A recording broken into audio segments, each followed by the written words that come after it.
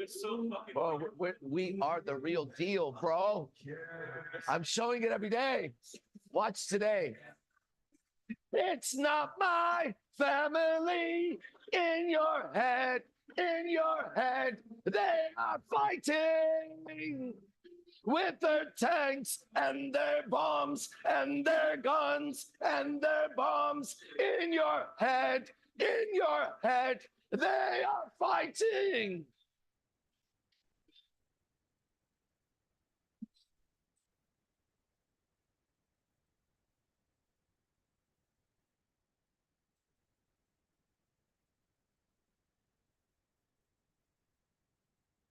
It's in your head. Okay, do we have people ready to go? We have people ready to go, Cap? You have anybody ready to go? Okay, we'll start in a minute. Who's that? Oh, man, that looked crazy. Looked like a fucking death person walking up. Do you see death for a second? Whose name is that? That's little. That was crazy, bro.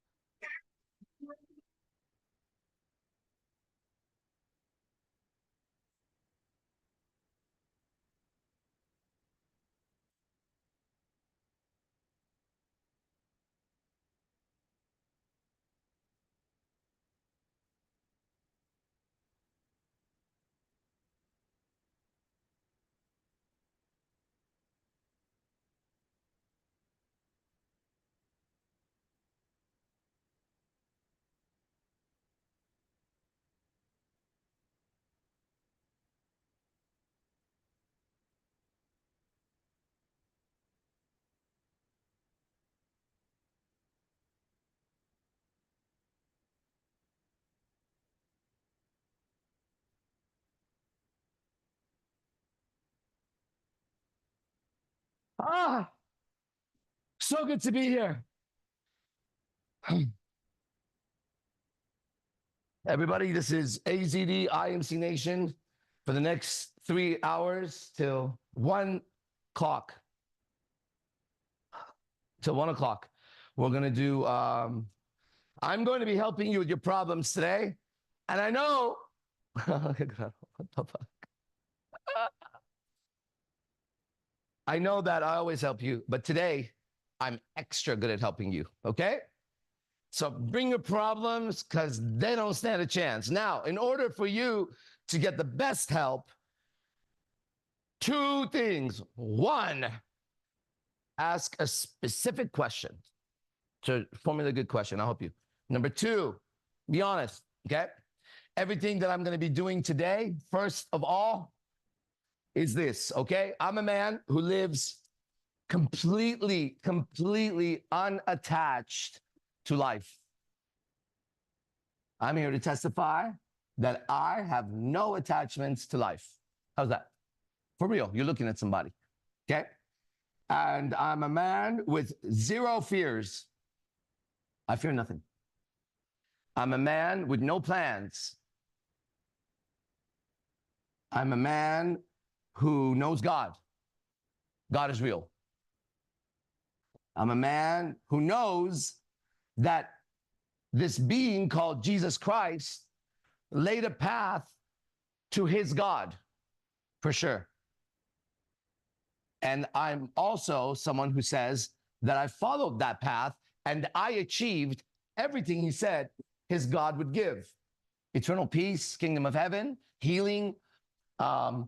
All my wishes continue to come true because they all have come true.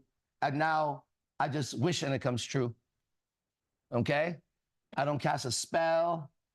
I don't imagine it. I wish it, you could say. And it happens. So now I have like unlimited wishes. Right? And when you have unlimited wishes, you get tired of money and women and whatever else, and you start wishing for other people to have more money and women so that so that they don't have scarcity around you. And when you have inner peace and joy and love and all those words that are nice, then you also notice that you can't have fun with people who don't have that. You also notice that, also, I would like you to know, 47 years, this body has been going around the sun, right? And then another year will pass, and this body will go around the sun again. Okay? And it'll say 48. And then it'll say 49. And I can't do nothing about that, by the way. It just kind of goes like a clock around the sun, right? And then it'll be like 60. But me, I never grow up. I'm a kid. I hate school. I hate teachers. I hate going to church. I like boobies. I like swords and superpowers. When I go shopping with girls, they're shopping, I'm playing Star Wars in my head. And what else about me as a kid? I'm a kid, and I'm never going to grow up, okay? Ever. But my body is going to keep going through around the sun. And maybe one day this body will be 60 or 70, right? But I'll be in here still glowing like this. I know that for sure. So I'm here to say that this book, the Holy Bible, and what it says in it, and the messengers in it, and the main messenger, which would be Jesus, has completely altered and saved my life. And I'm going to help you using this book. Let's start. And I'm here for arguments too. Okay? Who do we got on? First is Joseph. Joey. Hello, hello. Morning, hey, what's up, Joseph? Hello. Hey. Yes. Well, I don't know who Joseph is until I see Joseph. There you are. What's up? That's me. That's me. Thank you for the day before yesterday. I couldn't be here yesterday. Anyway, since it's more helpful to be specific, I get this feeling that I am really stupid, that I don't get all of this stuff because I've heard it so many times, and usually my mind can put stuff into practice. But Yes.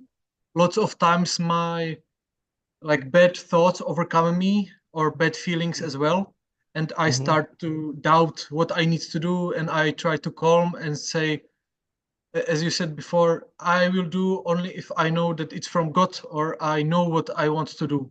And Right.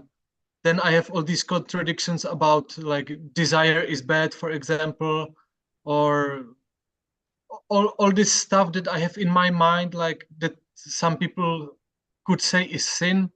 That it was kind of mind-boggling for me to know that someone who might be in illusion, living a good Christian life, could go to hell, and someone going to strip clubs but being authentic is actually doing God's work. It's kind Maybe of I'll go to hell. I don't know. Hey, I'm not saying I'm going to go to heaven, everybody. I'm saying that on earth right now at this moment, I have all of these things, obviously, okay? And I'm also saying that if you're around me, I don't hurt people. I help people. I'm a good person. And in conversation, people get better. So with all of these things, if there is a heaven and there's a God and good, then I'm all right. Outside of that, yeah, I do whatever else my father would want me to do, because I think that he made this life for me, you know? So I don't think my father has a problem with me meeting a girl, bringing her to the light. I don't think my father has a problem with me going with my friends to a strip club. And, you know, every time I go, by the way, bro, last 3 times, one girl sits the whole time, right? Bro, one girl sits with me for 2.5 fucking hours, okay? And it's like, they're working, right? But the conversation is so nice, and it's just so nice, right? So I don't think that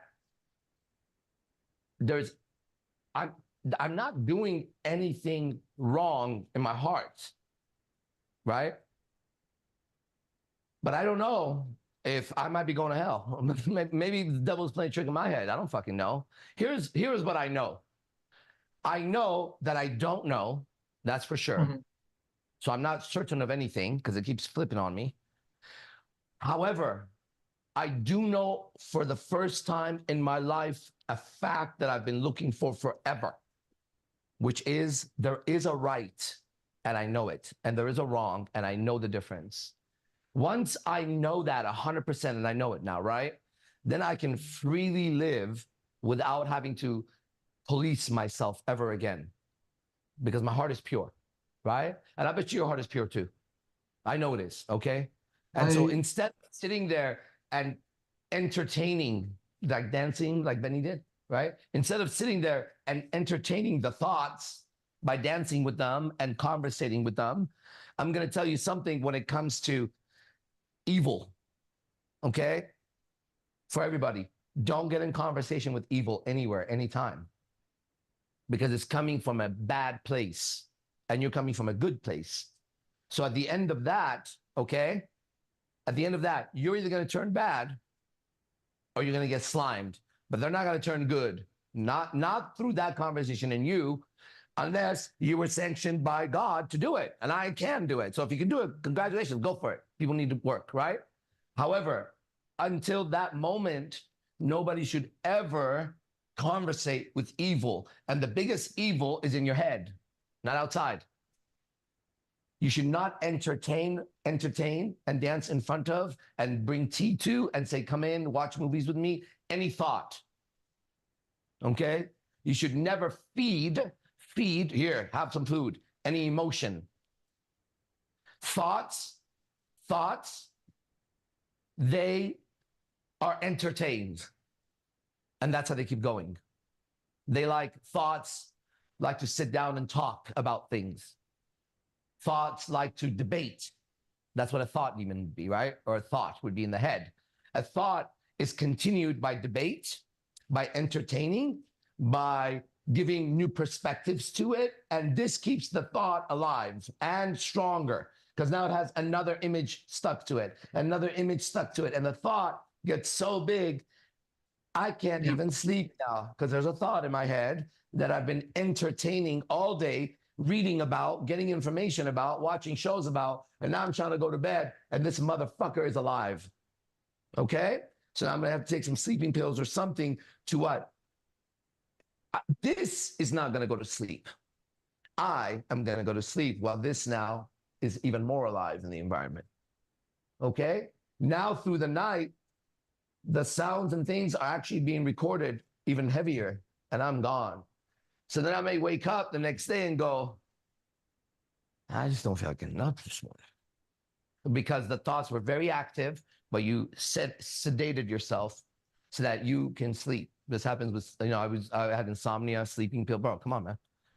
Yeah. That's thoughts. Thoughts, everybody, need entertainment to continue.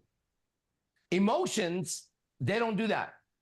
They need food, fuel, and they feed off of somebody else's emotion. They feed each other. Two angry people talking will get more and more, and they'll go into hate, and they'll go into, and then, so these demons feed each other until someone gets in a fight and it releases, or they break something, or they do some crazy act of hate. Then they normally, if you watch someone who's been very angry, they actually calm down like this, like they just had a whole fight, literally, inside, right? So emotions are fed by seeking similar emotions, and they feed off of other people's emotions. That's why as a man, you can't be triggered. You can't have those things, right? Because women will turn very evil with you in arguments, disagreements. Yeah. When she disagrees with you and then you try to bring righteousness, right? Then whatever inside of her that was preventing her from being righteous will have to defend, right? And so when that thing defends, she's no longer in control. She wants to be right. Everybody wants to be right. We were made right, okay? So first step is a man purifies his own heart. The best way is to follow the way Jesus lived and how he responded. That allows the light to come through. And if everybody would understand that up until present time, modern psychology, you need to know this. psychology is the first time in mankind's history up until now that mankind has been looked at as an animal and no spiritual existence. Yeah. Okay? Psychology and psychiatry were created during Nazi times and a little bit before so that people can turn into what they are now, animals. Okay? Up until modern time, every single person on any part of the world, when they dealt with another person, they also knew there was a spiritual consequence to things and a spiritual world around them. Then they told us that they were going to go ghost hunting. Ghost Hunters 1, Ghost Hunters 2, ghost fuckers, ghost lickers, ghost shows up your asshole shows. And what they did is they went into these spooky haunted places, right, with gadgets, and they went, boom, I feel something here. And we saw the experts go and measure a bing, boom, bing, right? And we kept watching shows and getting spooked, but never, ever seeing anything. So there goes now our sight for ghosts. Yeah. Then what? It's evil. Then we saw things flying around the air. So they said, we'll show you with all of our equipment in places that are the most deadly, like Skinwalker Ranch. The word itself says Skinwalker Ranch, and it was named by who? Motherfuckers way back in time. The Indians that lived there called it Skinwalker Ranch, and they had paintings there that said, don't go there, demons are here, there's a portal. Now you got a bunch of scientists with equipment at the highest level. For 6 months in Skinwalker Ranch, we're noticing anomalies. Now, this anomaly here, you'll see, that's the guy's voice. Literally, these guys are actors because their voices, they sound like this all the time. You know what I'm saying, right? And so now we're relying on them to show us the fucking UFOs. Now the government has said what? UFOs are real. And here's a tic tac. The Navy took a tic tac. Motherfucker, that looks like Atari. I used to play that shit, and it was about the same fucking graphics. You're telling me that your naval fucking camera picked up in the air a foreign object that looks like a tiny little tic tac in the air, and you don't know what it is? It's all a misdirection, so you can't see. Eventually, you see what they tell you to see, the controlled perception, okay? And so then we read the Bible, we can't see what it says, right? Or check this out. We see our thoughts and we don't hear what they say. You can't even hear your own thoughts. Why would you possibly sit there and entertain a negative thought all day if you are even sane? Yeah, that's why, yeah. You get it? I'm just That's why telling you it doesn't make sense. So I don't understand why I do it or why it happens, you know? Okay, so you just need to walk outside and grab a leaf, okay, from a tree, or just look at it. And from the root to the sunlight, the whole thing has to make so much sense. Yeah. You get it? And so everywhere makes sense except in my head. Yeah. There's got to be a problem here, because if I am more advanced than that tree, and I am, and so are you, then why am I crazy?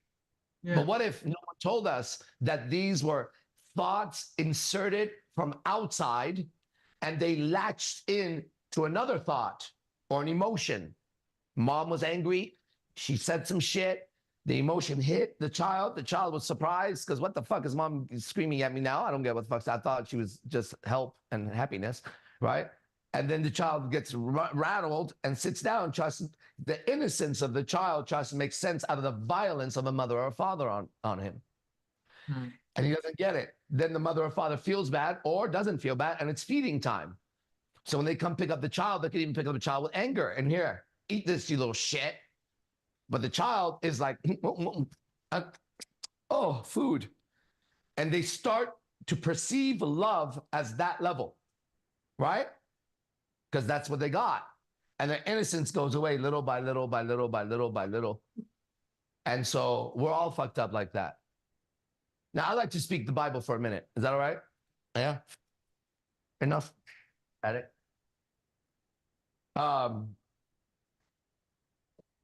This is so cool.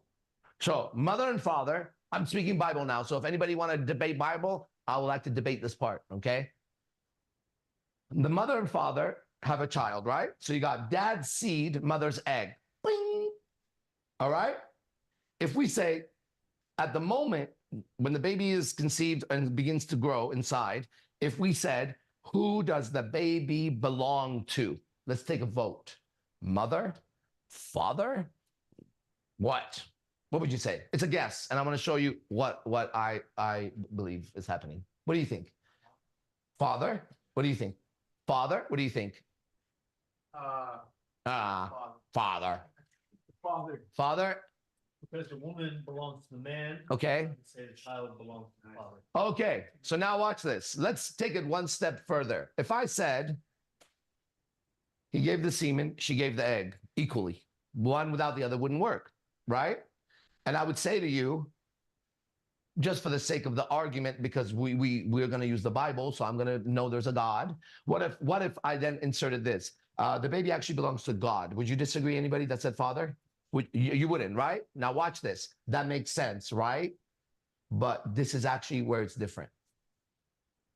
If this book is true and valid, and in my existence in life, it's true and valid.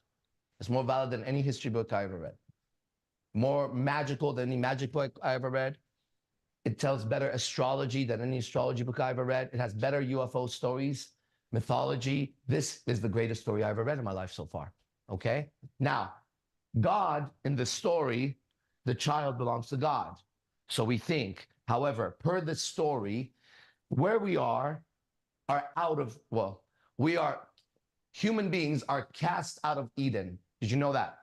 So in this history of Earth, the men and women you see are actually kicked out of Eden per the story. Can we agree? Yes. And then in this story, Eve and Adam are being punished, and the serpent. And it is said that you're going to be born into sin. And every child, we don't understand why a baby could be sinful. I never understood that about Christianity, but now I understand it. For myself, at least, I totally get it. Because the soul is put there by God. Because Lucifer can't do that. Can't give a soul like that. But the moment the baby is born in here, outside of Eden, it actually belongs to the devil. That's why you have to be baptized. Baptism means I'm now being born again as spirit. That's the symbolism and why you go back in the water and out, because you came from the water, the womb. But at that moment, all babies on earth belong to the devil. And do you know why? Because you go back to Genesis. One of the punishments of Eve was that your children are going to come out suffering and you're going to suffer. And the question I've always asked as an intelligent child, all the way up till moments ago, is such. Evolution must have fucked up here. You got something that stretches a vagina like, I mean, how far is this bitch going to go? That? I mean, can you imagine a vagina like that? I doubt it. But then the baby is going to come out like this. And it's going to get twisted and roped, and she's going to shed her pants. And no matter how beautiful she's ever been, her man has to see her piss, shit, scream like the demon that she is to squeeze out this baby who's like hurting to come out, obviously. I've never seen one animal in the wild cry like that when it comes out, in torture and pain. But it's aligned with the story, right? And many die during that, mother or child. That doesn't sound like the most evolved species right now, right? Sure. It sounds like the most evolved species with a little bit of a punishment on him and her. So now you got this baby born into pain. He can't even help it. The other way is they can cut her belly to take it out. And we know if they do that, something's really wrong now. Our birth is into hell. No other, I don't see baby fawns fall out of the ass and then they just, their legs are weak. And even when they're looking for milk, they don't look like they just got squeezed out of a fucking tube and they were a watermelon or some shit, right? Okay, now you're born into sin and there is the proof. Then from there, it's hell all the way through, okay? To be baptized means to say, I no longer am born of the mother, I now belong to the Father. It's a releasing your soul, okay? So that's actual baptism. I know I can do it, just so you know. A man of God can do everything that a man of God's got to be able to do. And he's got to be able to do it with complete confidence, right? And I have that confidence. And I gained it through this book. You didn't even say anything, huh? Do you have a question? Maybe one way that I could say it more specifically. Yeah, it makes sense that we are born kind of into hell because we are of this world, and this world is like full of illusions, and sometimes I can see how disgusting it is. So I am taking the bottom-up approach of looking around the world and seeing what my desires are, and then I am kind of disgusted with myself with what my desire is, and because that is like that is why that is my fascination with demons. What I like about the world is what fascination with demons of mine is. But I want to ask you these questions. When you said wishing, that it could be said that you sometimes wish, I want to also fulfill my true wishes, because that means that I would be an expression of God, or how God wants me to express. So there you go. but I don't know what those are. I am working on it, but I am working top down, bottom up, getting relaxed, being stressed, doing stuff, and I punish myself with everything I do, and I am fed up with this existence. Hold on. You have to stop. He said, judge not, lest you be judged. What does lest mean? What does that mean? It's not lust, it's lest. What does it mean, lest? Look up lest, watch. Everybody knows it's not unless. In case. Judge not, in case you get judged yourself. Okay, now watch this. When you do inner work with God, you are not to judge your own right and wrongs yet. You to observe. This applies, everything applies to self first, okay? It's a first help yourself book, self-help, right? So brother, as you're observing these things and you go, wow,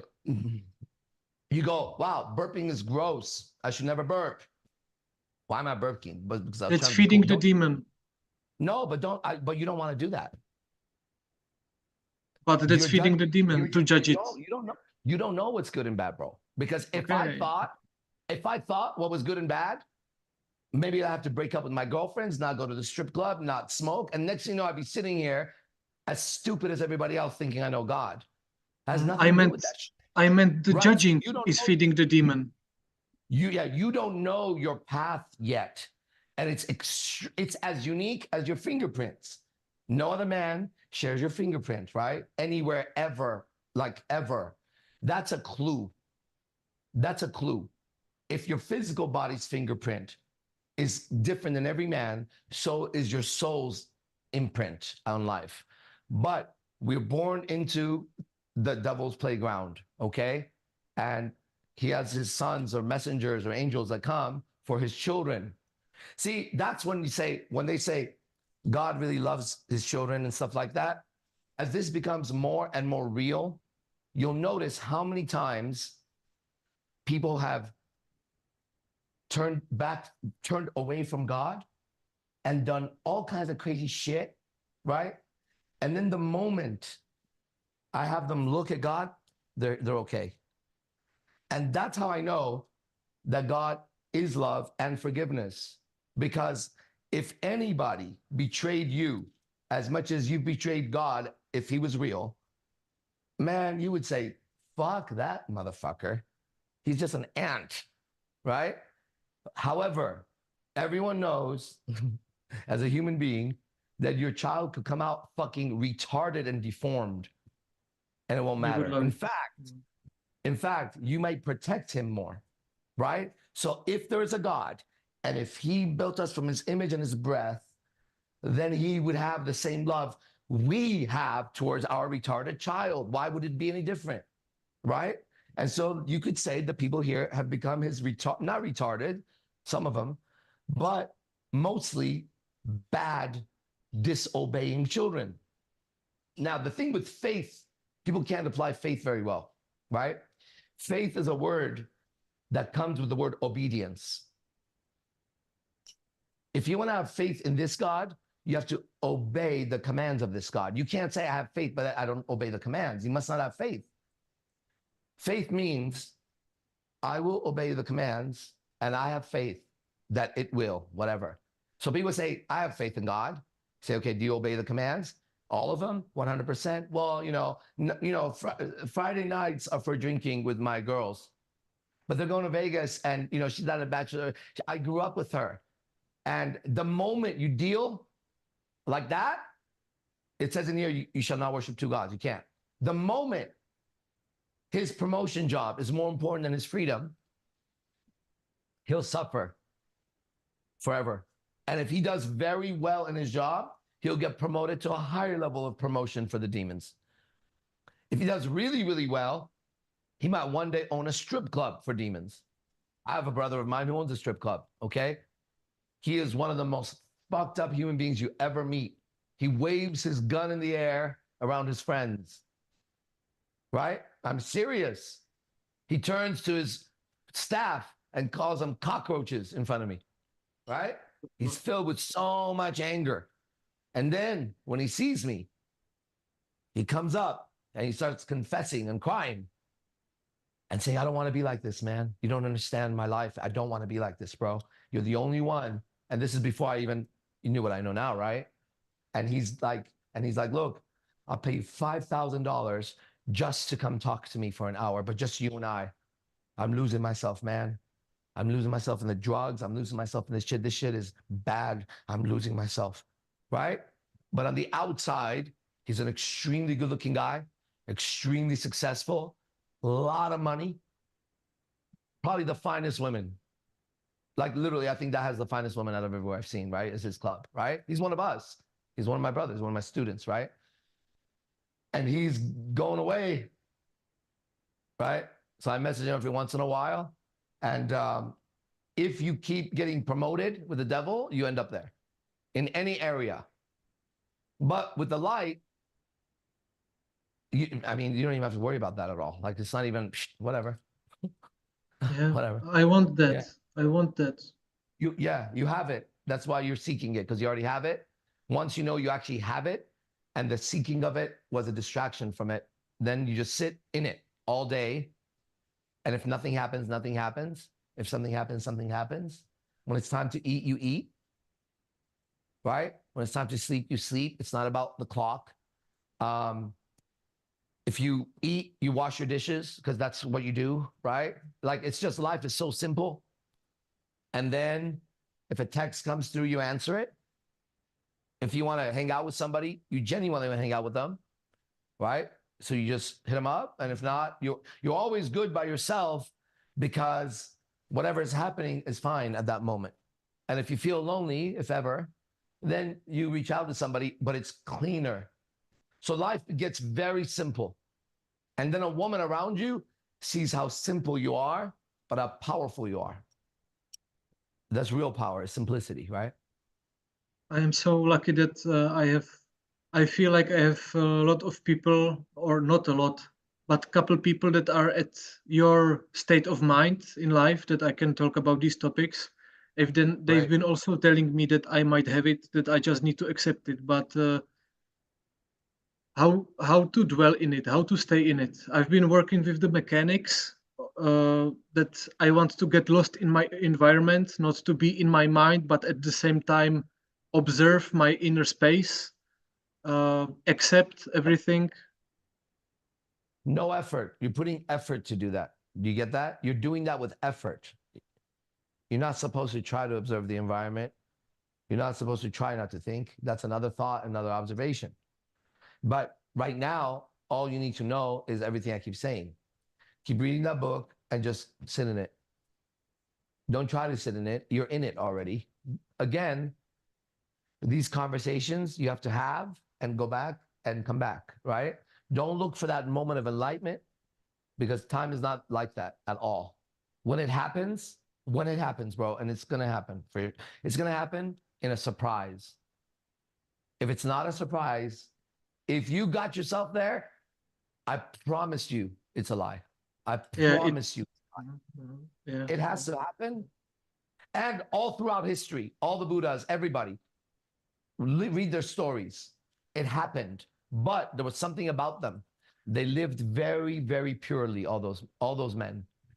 But then it happened, and they all saw God, whether it was through martial arts, painting, music. They were looking for God, right? And then suddenly something hits, and it happened suddenly. So you want to live your life knowing that there's a plan and that everything you're going through are the things you need to observe for that moment of alignment. Now, when is that? When you're living in that, you don't worry about it because there's so much you're understanding about life and yourself that you don't worry about it.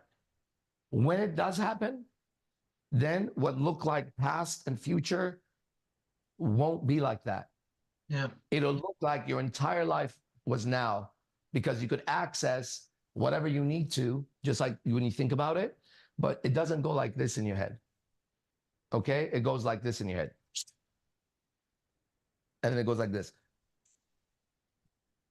It's like then- I wouldn't even allow myself to do it because then every thought of mine would become true. And there is like this inner belief that whenever I held it for a couple seconds or by grace it happened, I scattered away from there because I was too scared like of it or of myself. Something in you was scared of it, that's for sure. But it wasn't you because you were seeking it. You know what I mean? Bro, you're on the right path. Keep going. Stop trying to figure it out. Okay? But I understand. I understand how those words sound. I understand how they feel. And all I got to tell you is it's perfect what's happening. So keep doing it, in quotes. Just tell me to calm the fuck down and I will. Calm the fuck down. Okay. All right. Thank you for today. You're welcome. Calm the fuck down. Okay, who's next? This is so fun. I have a lot of fun today. No one else has replied that they want to speak. Okay.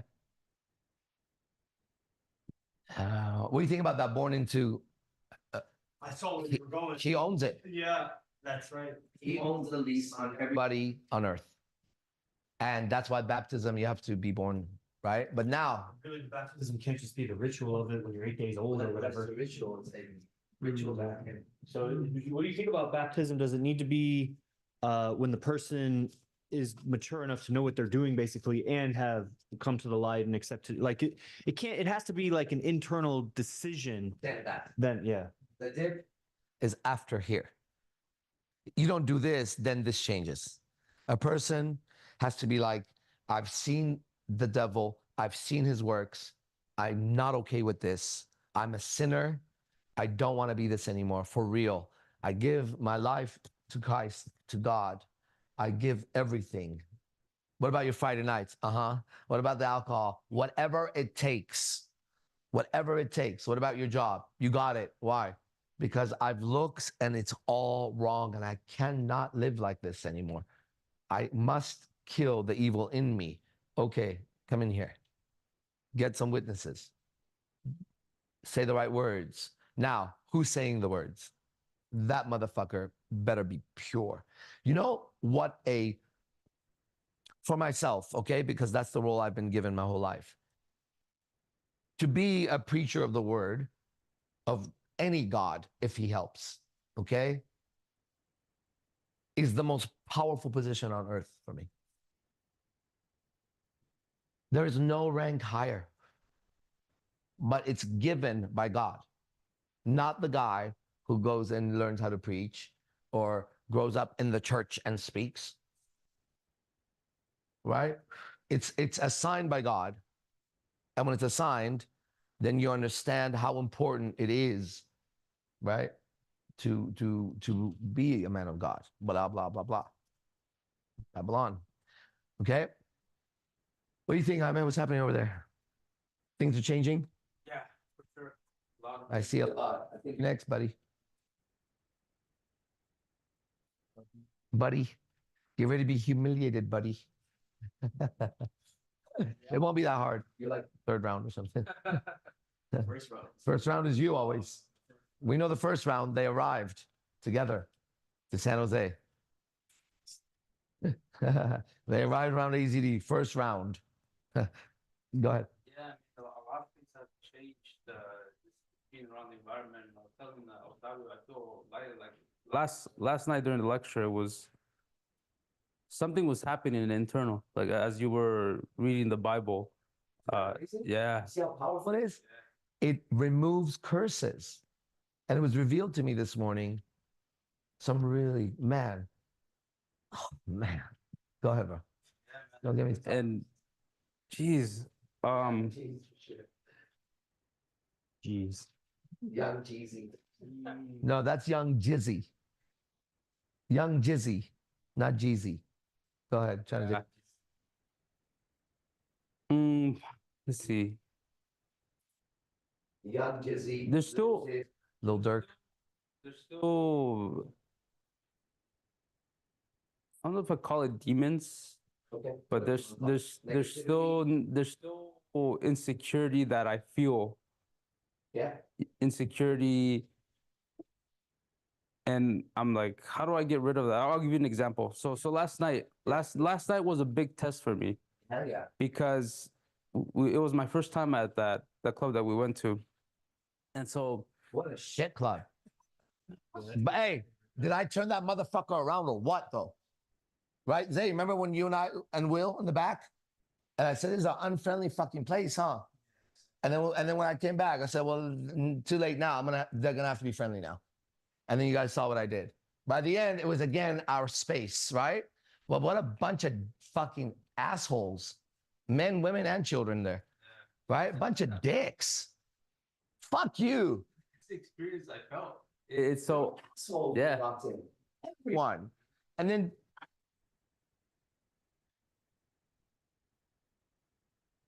is that the greatest fucking sound you could find?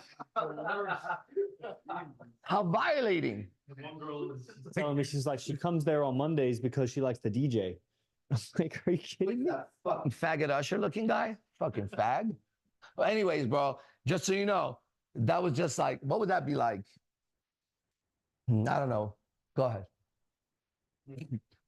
Yeah, that was the first thing I know. Like, oh fuck, I'm like, that shit's annoying. Like it just like we're there to have a good time, and then you hear this fucking horn. It's like, all right. You know what the girl said to me? She goes, I'm from the hood. The first time I heard that, I thought we were getting raided. The chick that was talking to me, I'm like, yeah, makes sense, right? Go ahead. It's like you're about to get raided sound. That's what it felt like. She was right. Mhm. So waitress comes in, and this is with her. I had that experience. That ugly little girl. She was an ugly little creature. And you're all trying to make her pretty, right? Her teeth are already just like rotting, right?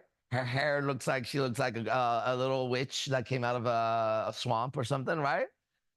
Ugh. Ew, bro. She looked like a throw up walking. Go ahead. So she gets my drink wrong. I asked for like a pineapple with tequila. She gives me like a tequila shot, and I ask her, The bitch did the same thing with this bitch. She asked for the wine and she gave her a fucking shot. Same thing, exactly. That's so funny. So okay, she brings me the new drink, and I'm like, I ask her, I'm like, I give her $100 bill. I ask her for some once. Yeah. She kept avoiding me all night. She never brought my once. And then what? I kept on calling her. I'm like, she kept up ignoring me. I was like, hey, excuse 100 from you? pretty much. I mean, Bro, yeah. I know. Help me, if Yeah, anybody. Yeah. Yeah. Hey. You don't fuck with you don't you don't fuck with that guy with that. Injustice don't sit around. This is America, motherfucker. Right? Call the captain. Yeah, excuse me. Flag waving behind me like ethereally, it starts, powering up. Hey, we the people. We the people. Right? If that gets violated, go to that guy. Then you'll see what he can do. But step back a little bit. I'm not kidding. So anyway, that's great that she stole 100 from you. What's it like to be bullied by a little girl? It felt like I was a bitch. You are. Yeah. I was like, man, I'm being tested right now. I feel like a bitch. What kind of test is that? That's a little girl that has your money. That ain't no test, bro. That was going on through my mind, and I'm like, did I really just get bullied by this fucking little girl? Like, what the? Listen. Meanwhile, you're getting bullied by your thoughts. Yes. You see how that goes? Yes. Meanwhile, you think you're making yourself okay. You're actually getting bullied by your thoughts. Second move. You think you're thinking that. The same negativity and thought that created that is now feeding on that, and it's about to call up some emotions for you too. Yeah, that's what they do. Okay, go ahead, keep going. The night, it was just me going through these fucking roller coasters of emotion. Don't just ask somebody, bro. Hey, what do I do? What would happen?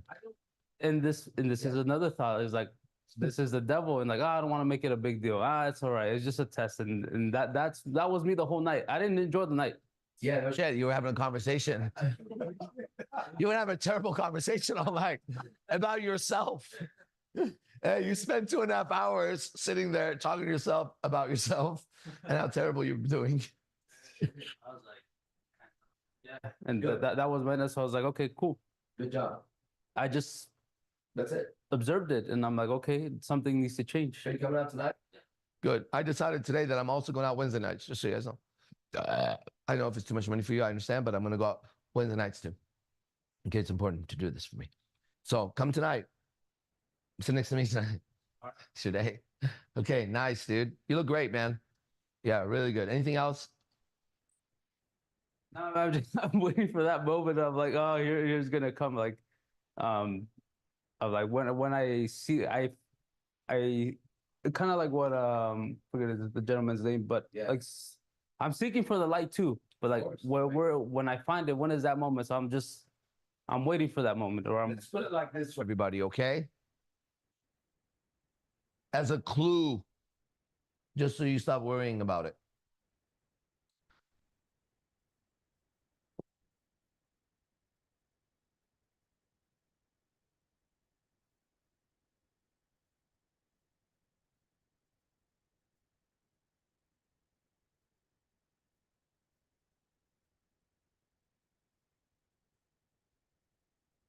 When everything is broken down and you've tried every door and you just know that you're not going to make it. Okay? In that neighborhood, maybe. It's very far. That's why I say you got to go through hell to get here. Right? So don't look for it yet. It's a while coming. It's a while coming. Okay? First, you're going to have to go through whatever it is that comes from the outside like that affects you. At some point, nothing from the outside is going to affect you, but you're still affected. Then you're going to realize it's in here. As scary as that was, it's more in here, scarier.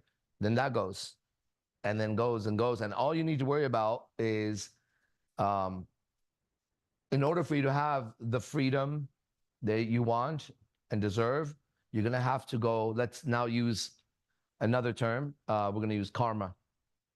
You're going to have to go through the karma that you've accumulated, which is the past actions. You get what I'm saying? That's not going to be easy, everybody. It would be easier with Scientology if they were doing it properly with you. Then they could move you through exact moments that would be the most charged. That's why that technology is so powerful, right? You don't want to go and go, well, I fucked up here, I fucked up there. However, I got through it somehow with this book, right? And they didn't have Scientology back then, but they had Jesus. So this worked for me, okay? But I also had Scientology too, so I have to remember that. Even in that, there's moments in your life that have affected you so heavily that you never want to go and look at them again. In fact, those moments are normally buried so deep in the subconscious mind that they're not even accessible. So through Scientology, through the e-meter and the person knowing through L. Ron Hubbard's questions that he asked, he was able to locate these major heavy moments that have really held your attention and energy and soul, basically. And by asking proper questions and the person answering, never telling them what's going on, but asking exact questions that L. Ron Hubbard discovered, then the person, by answering the questions, looks at that incident with someone who's in present time and aware and knows how to guide them. Perfect communication. He guides them there, has the person analyze that situation again and again and again, and then suddenly they see the evil in it and the good in it. And then it releases all that energy, and the person looks very light and bright, and they're free of it. Then they go back and they find the next one, right? And what I'm saying is, even in that, you're going to have to go through heavy shit that you've gone through. But since we're not going to do that, we're not going to go into our past, I don't have technology here for that, right? What we're going to do is we're going to do what he did. And what he did, he walked through life and dealt with life in a very specific way. And we deal with it like that, with the commandments that he gives on the new Sermon on the Mount, from that, right? When you do that, it's, for me, it seemed to suddenly clear out the karma, because they were all hanging on like one idea that I thought was right, right? For example, I know the woman has to listen to me. I've known that since I was a boy, knowing my mom should listen to me. This has never changed in my life, right? I had all this information. Why? It's better for her survival. No shit. She's designed by nature to follow a man. A, B, C, D, E, F, G, H, I, J, K, L, M, N, O, P, all the way to Z, right? But then when I understood why from here, now I had no problem at all. And I don't even have to explain it anymore, because it's the truth. Suddenly, knowing that has allowed me to have that like this without asking for it. I don't know why I'm telling you that, but probably helpful for somebody. Cool. Okay? Anything else, Hamito? Nah, that's it. That's it. It's by your foot. All right. Anybody online? Thank you. Oh. Disappeared into thin air. All right. Who else here? That's okay if you can't find it. It was my little wand. Oh, I have a question online. It's from a woman, okay? It's a good question. So let's see. So I lost my pen over there somewhere. Oh, you know where it's at? It's in your backpack somewhere. Check your backpack. Look all around it. Can you answer this question? All right, question is it in there? Magic. Bro, it fucking went into here. It was like that. In there, right? Not amazing? There you go. Now, obviously, I didn't do that, but I did that because I knew that. But I couldn't be able to make that pen fly out of my hand into his fucking backpack and disappear. Okay, the question is, what if the man... Wait, no, that's not it. How does a woman deal with loneliness if she is not in a relationship and wants to be in one? Now, this is very interesting because actually in the wording, it tells you where the curse is, okay? And I'm going to show you first, and then we're going to break it down, okay? Whoever was asking, listen. How does a woman deal... Man, I wish you had this gift, but that would be stupid wish. You're going to have your own gift, and you're going to see the world through the eyes that you need to see, okay? But it does not look the way it looks to you, and that's why I know how to answer it so easily. How does a woman deal with loneliness if she is not in a relationship? Ready? Watch this. This is the curse. And wants to be in one. Let's start there. The loneliness is a symptom of wanting to be in a relationship. Now let's start again. She doesn't want to be in a relationship. She's not lonely anymore. Wouldn't that solve it, first of all? Yeah? Because how does a woman deal with loneliness if she's not in a relationship but wants to be in one? So It doesn't matter if she has friends. It doesn't matter if she has activities. She wants a relationship. She's going to feel lonely until she has a relationship. That's a desire that is keeping that woman lonely, right? So if we think of loneliness as a thought or a feeling, loneliness, it's both, okay? It's both. If you think of loneliness as a thought and a feeling that are attached to each other, right? When you feel lonely, it's a feeling. It's not necessarily when you're alone in your room. Sometimes you're alone and you don't feel lonely. So it's a feeling for sure. And it doesn't have to do with the outside always. Sometimes you want to be alone, but you're not lonely during that time. Someone says, but you're going to be lonely. You say, no, I just need to be alone. There's a difference, right? Sometimes you're surrounded by people and you feel lonely, right? when one of our brothers visited this weekend for residency, right? He was surrounded by his brothers, lonely. He was being outcasted. We don't want to play with you, man, because we're bullies. I was the biggest bully. Every time he'd come around, I'd get rid of that guy. I don't want him around me. So he was around a lot of people, but lonely. So loneliness is not outside. It's a feeling inside, first of all, right? Now, when does one feel lonely?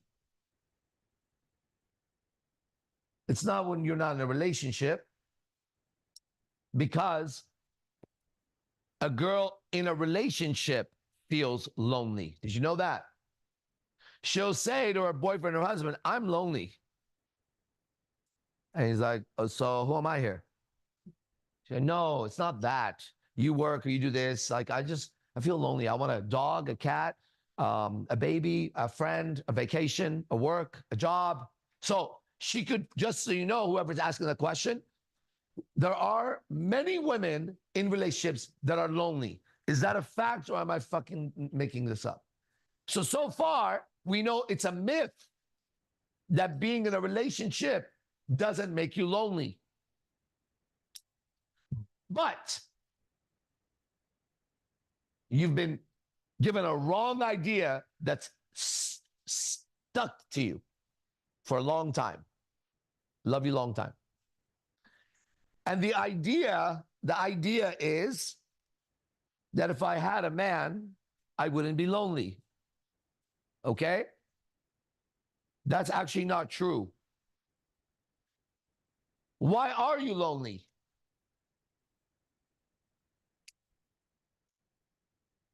Let me tell you something. If I ended up in the middle of paradise with a lot of everything that paradise has, right? And I had all the friends in the world, and I had everything a kid would want to grow up. But I didn't know where my dad was. Right? I knew he's around. My mom is there, but when I go ask my mom, how am I supposed to do this as a boy? She says, well, you want to, when you sword fight, that guy that's losing, go lose to him a little bit and make him feel better.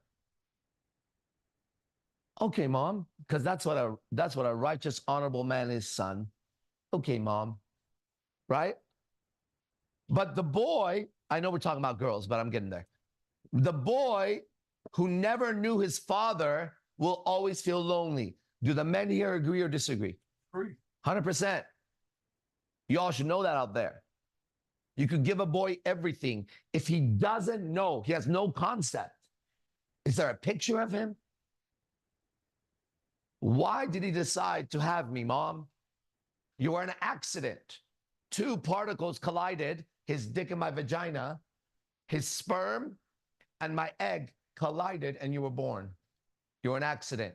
That's the 2 particles that collided and created the Big Bang. Right? A big old bang inside of a mature orgasm. Think about it. So now, there's no purpose for me. I was an accident. Just like Johnny next door. Makes sense. He's an accident too. Everybody's an accident. Okay? Now I'm living my life and I'm missing something still. I have to make sense out of it. Okay? Now let's just change it up. We're going to have a father that's a real, I mean, he's going to be the perfect father according to what I know. Okay? And now he has a son. And the son sees the next door neighbor, the other guy we're talking about, has all the toys and the biggest castles, cars.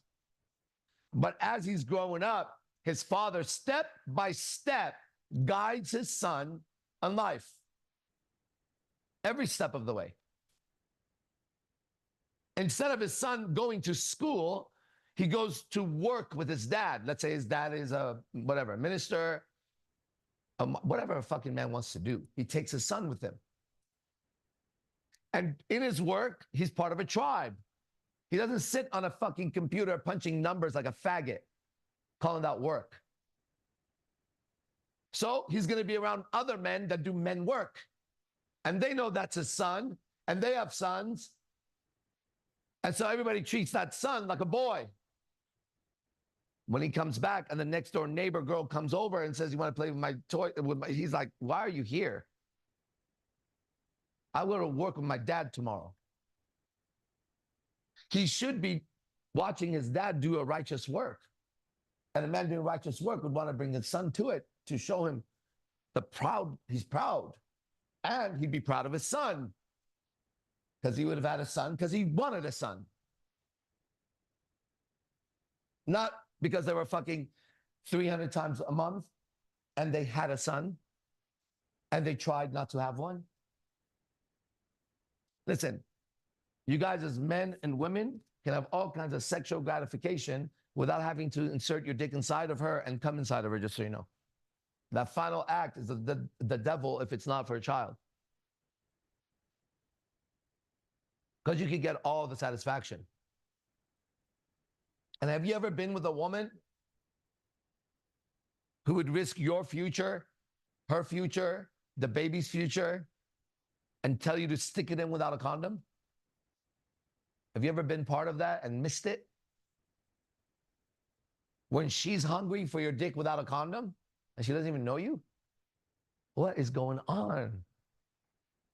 Right? And how difficult it would be to stop that? It's insane, right? That's insane. But we can't see. So how do we even get into this? How does the woman that's lonely? Oh, shit. Lonely. So listen, a boy who doesn't know his father is lonely. But did you know that a girl who doesn't know her father is lost forever? At least the boy already has the light of his dad in him, stronger than she would. So something in his soul will stir up as it did in mine. And he'll see a samurai with a sword. As a man, he'll say, I want to be that motherfucker. And he'll go to martial arts and he doesn't find that motherfucker anywhere. So he starts to create his own motherfucker while he does it. Then he sees a magician perform miracles on stage. And he says, I want to perform miracles because he knows he's supposed to. His father would have. It makes sense. His father would be stronger than that fucking puny guy on this fucking stage. So then he starts doing magic and he realizes that it's fake. But he doesn't lose faith in magic, which is actually miracles. And he moves on, and in his soul, something stirs and steers him towards what would be in Las Vegas, 2024, IMC Nation. What the fuck are we doing here? So we know that the boy can be saved. He can read another boy's story of his perfect father and perfect upbringing, and he can recognize that that's the way. He's crucial to life, because if life goes wrong, a man somewhere will make it go right if he's around. That's why they're destroying men, right? Because only a man is going to make it go right. Now, what about the woman? When she doesn't know her dad, and I've dated many girls who don't know their dad. When she doesn't know her dad, she's always lonely, and she'll always seek a boyfriend. to fulfill the role of dad. And she'll act like a brat and not like her wife because she never had a dad. So she challenges him all the ways she would challenge a dad. And when he's the perfect dad, she grows up right under him. And she knows when she becomes a woman. My girlfriends are becoming women now, finally. Why? Because now there's a fucking man. I can't do with them, right? And it's rapidly happening. And there's nothing more beautiful than seeing a woman become a woman. Okay, let's start again. Outside of the incredible experience of a man of being a man and who he's supposed to be, there's nothing greater than that I've ever experienced. It's good enough for me to say, fuck all you. Why? Because no matter where you put me now, I'll be me. So test me. I don't give a fuck anymore. So that's the greatest feeling. And that feeling comes from me knowing there's a God in this whole sequence of the Bible, right? Now, the second greatest feeling, let's say he doesn't have a kid, right? Because a kid should come after what I'm about to say, not before. The second greatest feeling is when he sees a woman become a woman the way his father would have created her. Because he would have created the perfect thing for him. In fact, in here, she was taken out of Adam's rib. Our ancestor in my life is Adam and Eve. So if you go, Arash, where did your body come from? What are you from? I would say Adam and Eve, mom and dad. Right? And then I would say, dad a long time ago made a big mistake. Right? And later on, the same guy who created dad had created another one called Jesus. And he loved dad so much, that's why he breathed life into the ground and put him in Eden. That was his boy right there. He was taking care of him. He loved him so much that he sent his own top guy to teach all of his sons, because imagine having a son, then imagine having a grandson. And I only know that because my father and my mother both vouch that they love the grandchild more than, no, let me try again. My dad never says that, actually. He never says that. No, he doesn't say that. My mom, right? That the grandchild is more precious than even her own children, right? Which is not a bad thing at all. I'm just saying, right? We would be the grandchildren of somebody, right? And so for the woman that feels lonely is because you don't know your dad. How's that? And you're going to go find a man and you're going to read righteousness into him. You're going to say, he's wearing a cross like AZD or his people. He goes to Bible study. He's a minister. You'll pick one of my guys you like and you'll impose this man's archetype on your people over there. And then you'll pay for it again, right? So what does a woman do that's lonely? If you know her, and must know her if you're asking a question, right now, at this time, the answer is show up every day to this, and it'll start to get better and better. Other than that, good luck to you, because I have no idea how you're going to do it. You'll be lonely forever, and you should be. You should be burning in the hell you're burning right now, okay? Loneliness is the least of your problems. Loneliness is the one that'll bring down some of the real fires going on in your heart. You see that? At least you could be distracted.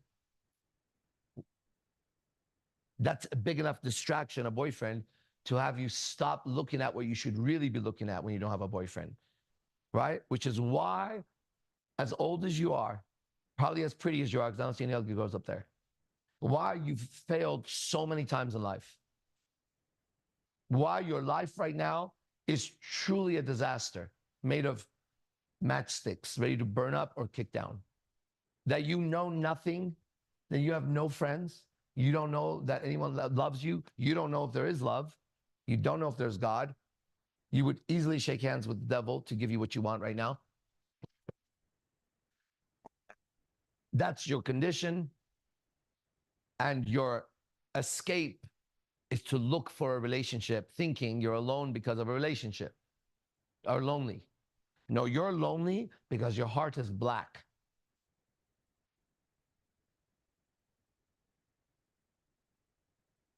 I'm never lonely. I do joyfully want to hang out with my friends. And if I text a girl to come over, which is very rare, it was none for a while. I was not allowed by the Father. But now if I have the desire to do that, it's because out of the list of endless women in my text, it's going to be the one that in that moment I would enjoy hanging out with that has nothing to do with sex. So if any girl gets a text, it's because I'm thinking about her and I would like to talk to her, and I'd rather do it like this than like this. And it would be somebody that I actually care about. Now, if she wants to come over and have sex, that's her prerogative. So it's just very nice. Okay, hold on. The question comes, by dad, do you mean God? No, I mean earthly father. You don't know your earthly father. Even if he raised you, he wasn't around. He wasn't a dad. He was a mom. There was two lesbians. What is it? Lesbians. There was two lesbians raising you. One in a male body, softer than your mother. Do you know that men are softer than the women right now? One of my girlfriends and I go to some fake sushi place, and to my left is a guy. He's a black guy, dressed real nice. Imagine Sunday church outfits, right? 3 kids. He's got the infant like this. He's holding the infant eating.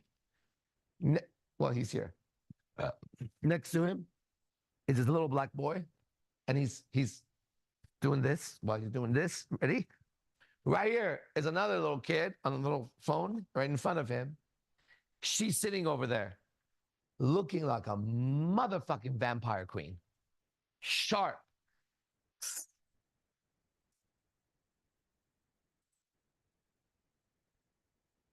Her posture is such. Looking at him. His motion is such. Right? I'm not kidding. She's like this. Man, and she's beautiful.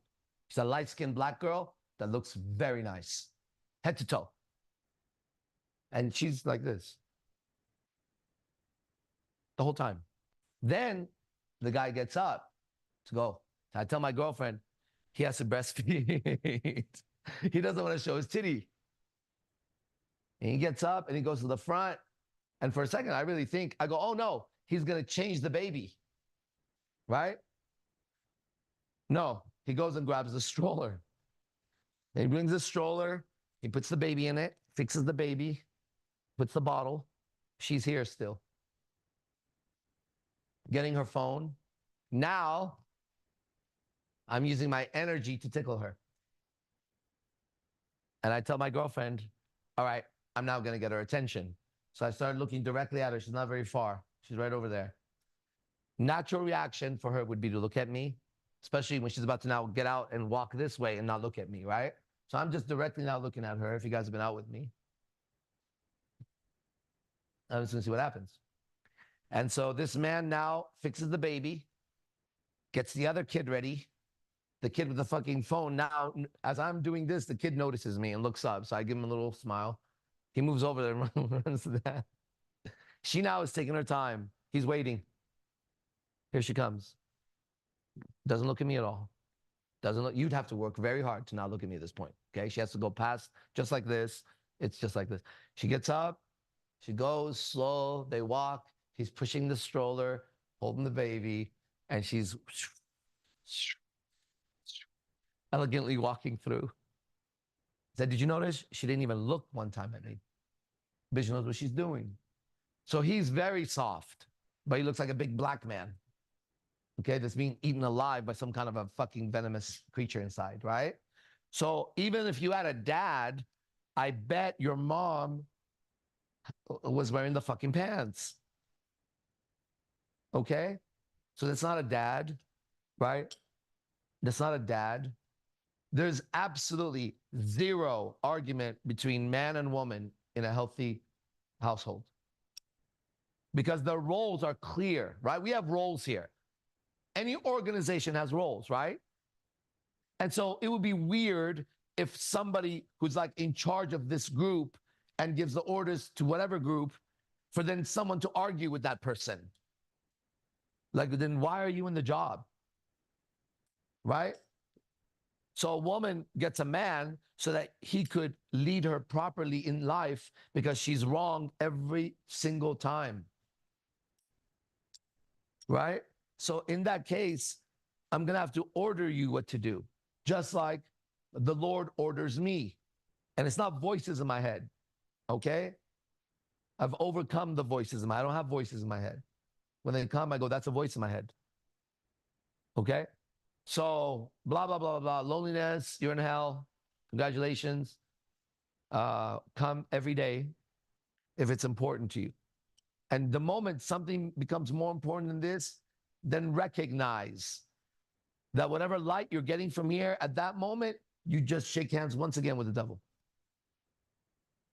That's why you can't sin. You have to be perfect. And I don't know why people think it's hard to be perfect. For something that was created perfect, it just is perfect. And you could test that by not worrying about what you eat and when you sleep, and when you drink water and how many gallons you had. Okay? Then you would know that your body was created perfect to function. Okay? Don't count calories, don't count sugars, don't count fats. Like, what the fuck are you doing, man? Insane. Any guy doing that got it from a girl. I'm telling you. Bodybuilders are girls, bro. Bodybuilders are women. Okay? A bodybuilder is a chick. He's up there in a G-string, fully tanned, shaving everything. Even his asshole, he's bleaching. Top bodybuilders bleach their assholes. It means that the color of it has to match their fucking skin so they could, because they have to be sprayed and you know what they look like, right? And then they walk out like this. Yeah, but they don't show their buttholes. I know famous bodybuilders who were training me, who showed me their phone of their fucking client's butthole spread. And he was laughing. I'm going, is that guy gay or is this a bodybuilding thing? He's laughing. He goes, well, I mean, we think he may be gay. I'm like, why is he sending you an asshole picture? And why are you showing me? And then his wife is there. Oh, what a nasty couple. And they're laughing about it. Oh, man. Oh, I was. That's not humor. Bro, now I'm seeing what the fuck was going on in there. Oh, man. Oh, they hired this fucking guy one time, and he was supposed to be a Qigong master, which is like Chinese, whatever.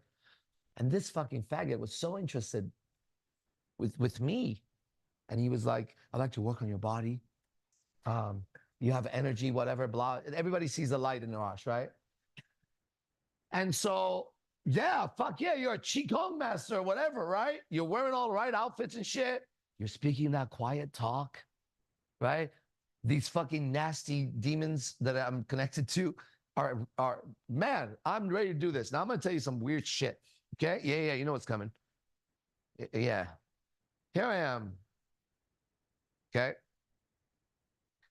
And I don't want to take any of my clothes off, first of all, which would be a clue, right? So I say to him, it's Qigong, right? Energy. I'm going to keep my clothes on. And he's like, oh, okay. All right. We could start like that. So this guy starts doing shit. I start thinking about my dick getting hard. And I'm like, whoa. I'm ashamed. Right? I think there's something wrong with me. Can you imagine, right? I'm having a fucking conversation with Gio and I start getting a fucking hard on.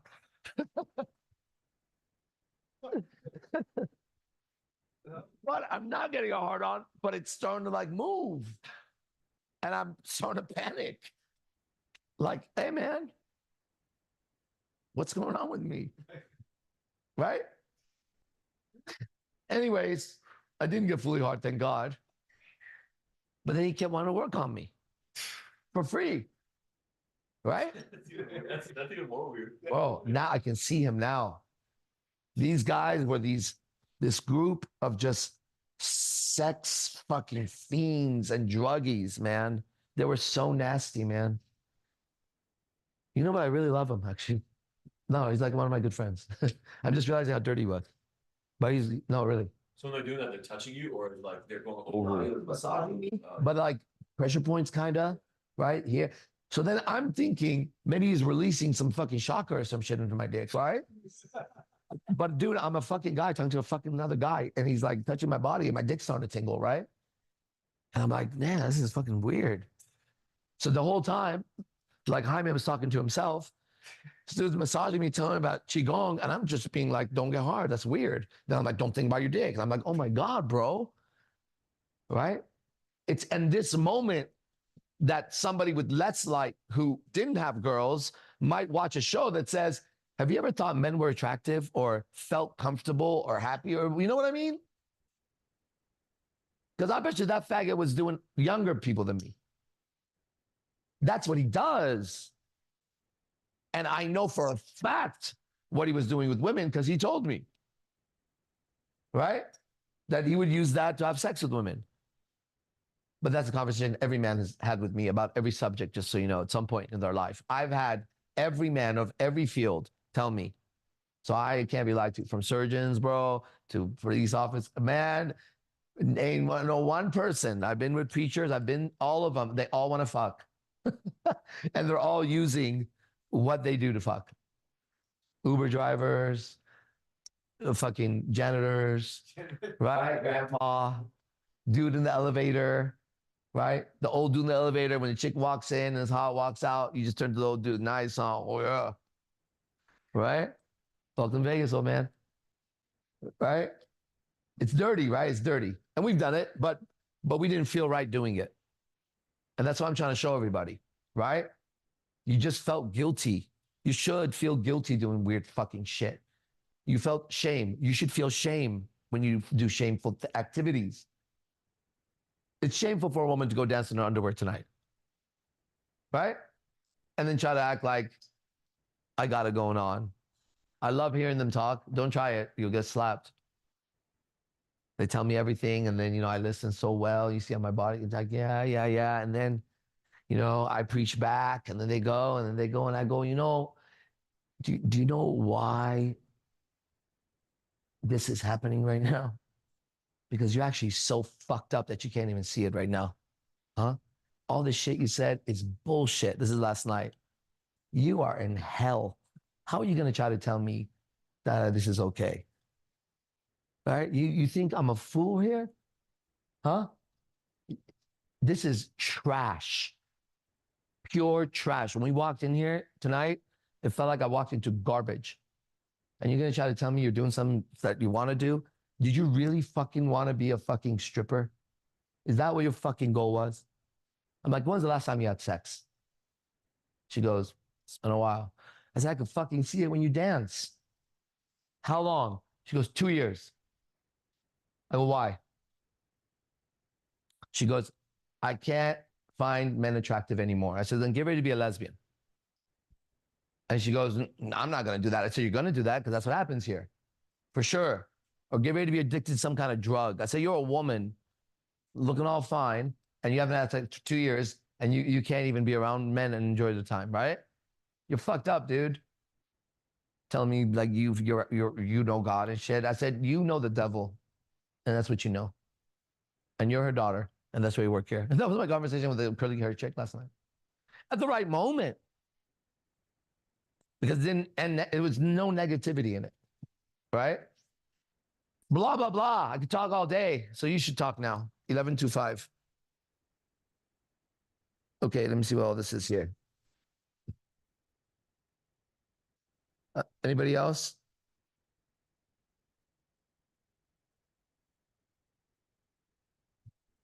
Yeah, maybe they need some messages. We'll give it a minute. Anybody want to speak? Raise your hand. Me? AZD. Nah. Man, who was I talking to last night? I was like,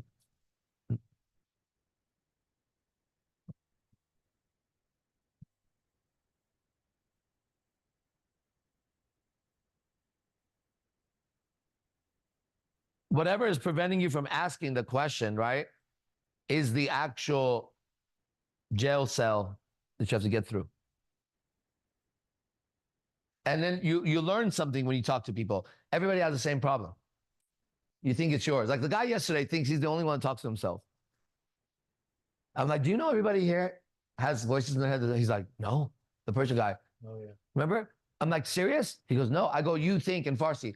I go, you think you're the only person who has these thoughts running at night? He's like, yeah. And I was like, dude, are you kidding me? What's up? Yeah, so Get on camera. Good looking. When are you going to become good looking? Huh? I don't know what you mean by that. I mean, like a good looking guy who walks around like a not good looking guy.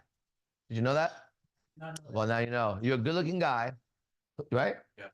See, that good looking guy knows it. What do you, okay, in what ways?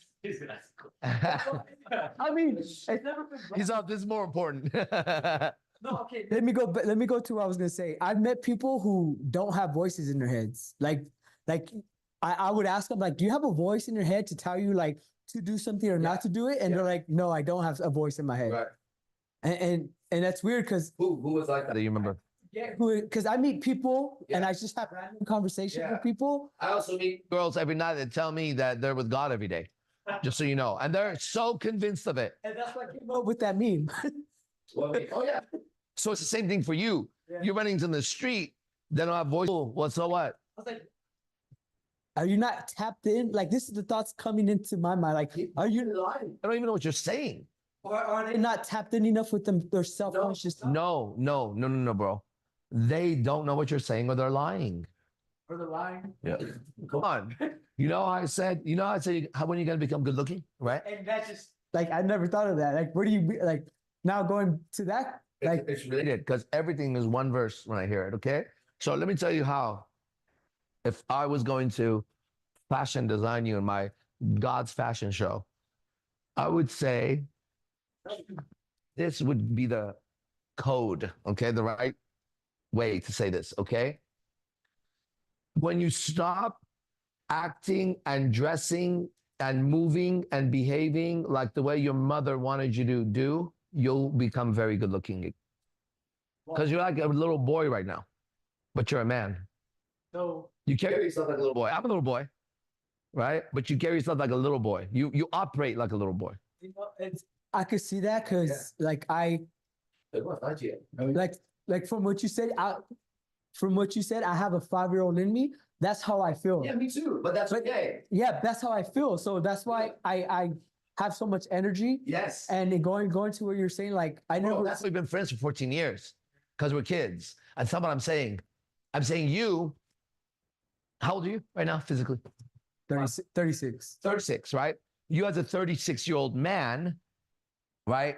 Are, yes, you're a child just like me. You're ageless, right? But your movement and actions and beingness and all that as a 36-year-old man is a movement of a boy who's going to school. You always look like you're going to school.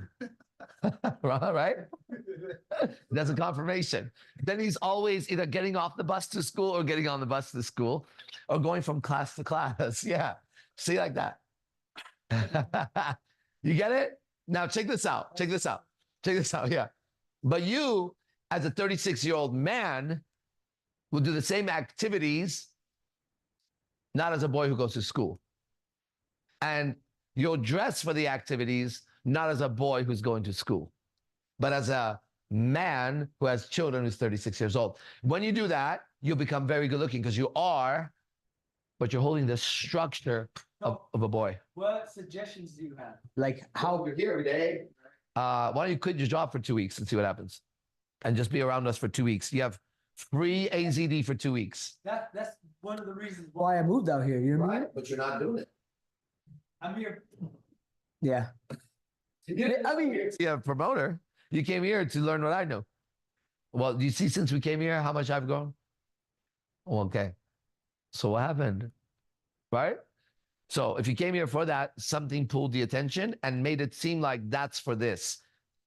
well, I mean, it's crazy because you shifted so quick that like it didn't give me time to really. I would always say, don't blink when you're around me, you miss it. I know.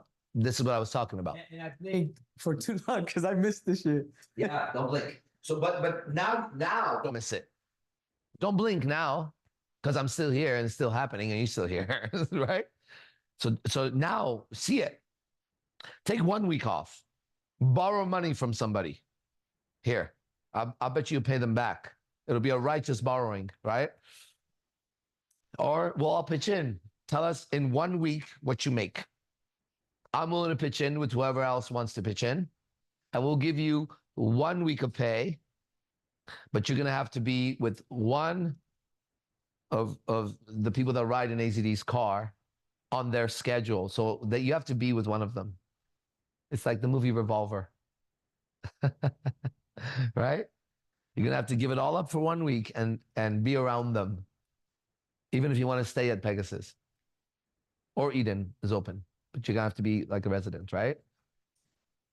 He'll volunteer too. There you go. I follow him. I follow Cupid wherever we go. He's my eyes. So that's a good deal. Satan likes to make deals, and so do I. So here's the deal, okay? We'll cover your unrighteous pay with righteous money, but you pay it back. The moment it's over, you start paying it back, okay? But we're not going to have a care about it. So 1, we'll take care of that. 2, everything I do is free, but come around, okay? And live in one of these 2 places for a week, or both. If you get bored of one, you might want to sleep next to Zothis. He's cuddly. He's cuddly, bro. It's huge. You and him could cuddle with him, right? If we put Octavio, Bennie, it'll be like a lot of them could cuddle with him, right? So yeah, all those demons are all cuddling with Zothis at night. It's like Big Hero, Baymax. It's a movie. For kids. Yeah. I'm just kidding. Kids that go to school. Yeah. Oh, I watch kid movies. I don't watch like adult movies with my kids. Yeah. Don't. Okay. So anyways, there's the deal. I love it. It feels good in here. If you want to take it, we start now. So the next step for you is to see, like, honestly, if you had a good week, how much the pay would be. Well, this week Wait, okay. Just later. Well, I'm letting you know the next couple of weeks it's really busy at work. You know what I mean? That's why it's being offered now, I bet. You see that? I was just talking. In a couple of weeks, the offer may not be here and probably won't the way it's going, right? Octavio wants to talk to you about this later. Wait, so just talk to him about it, okay? All right, Benny. Do you have a question? Because that was like a lot. I mean, I already. Yeah, that was more fun. Come around. Let's do it. Talk to Octavio later. Okay. All right. Good. Who's next? I don't want this to stop.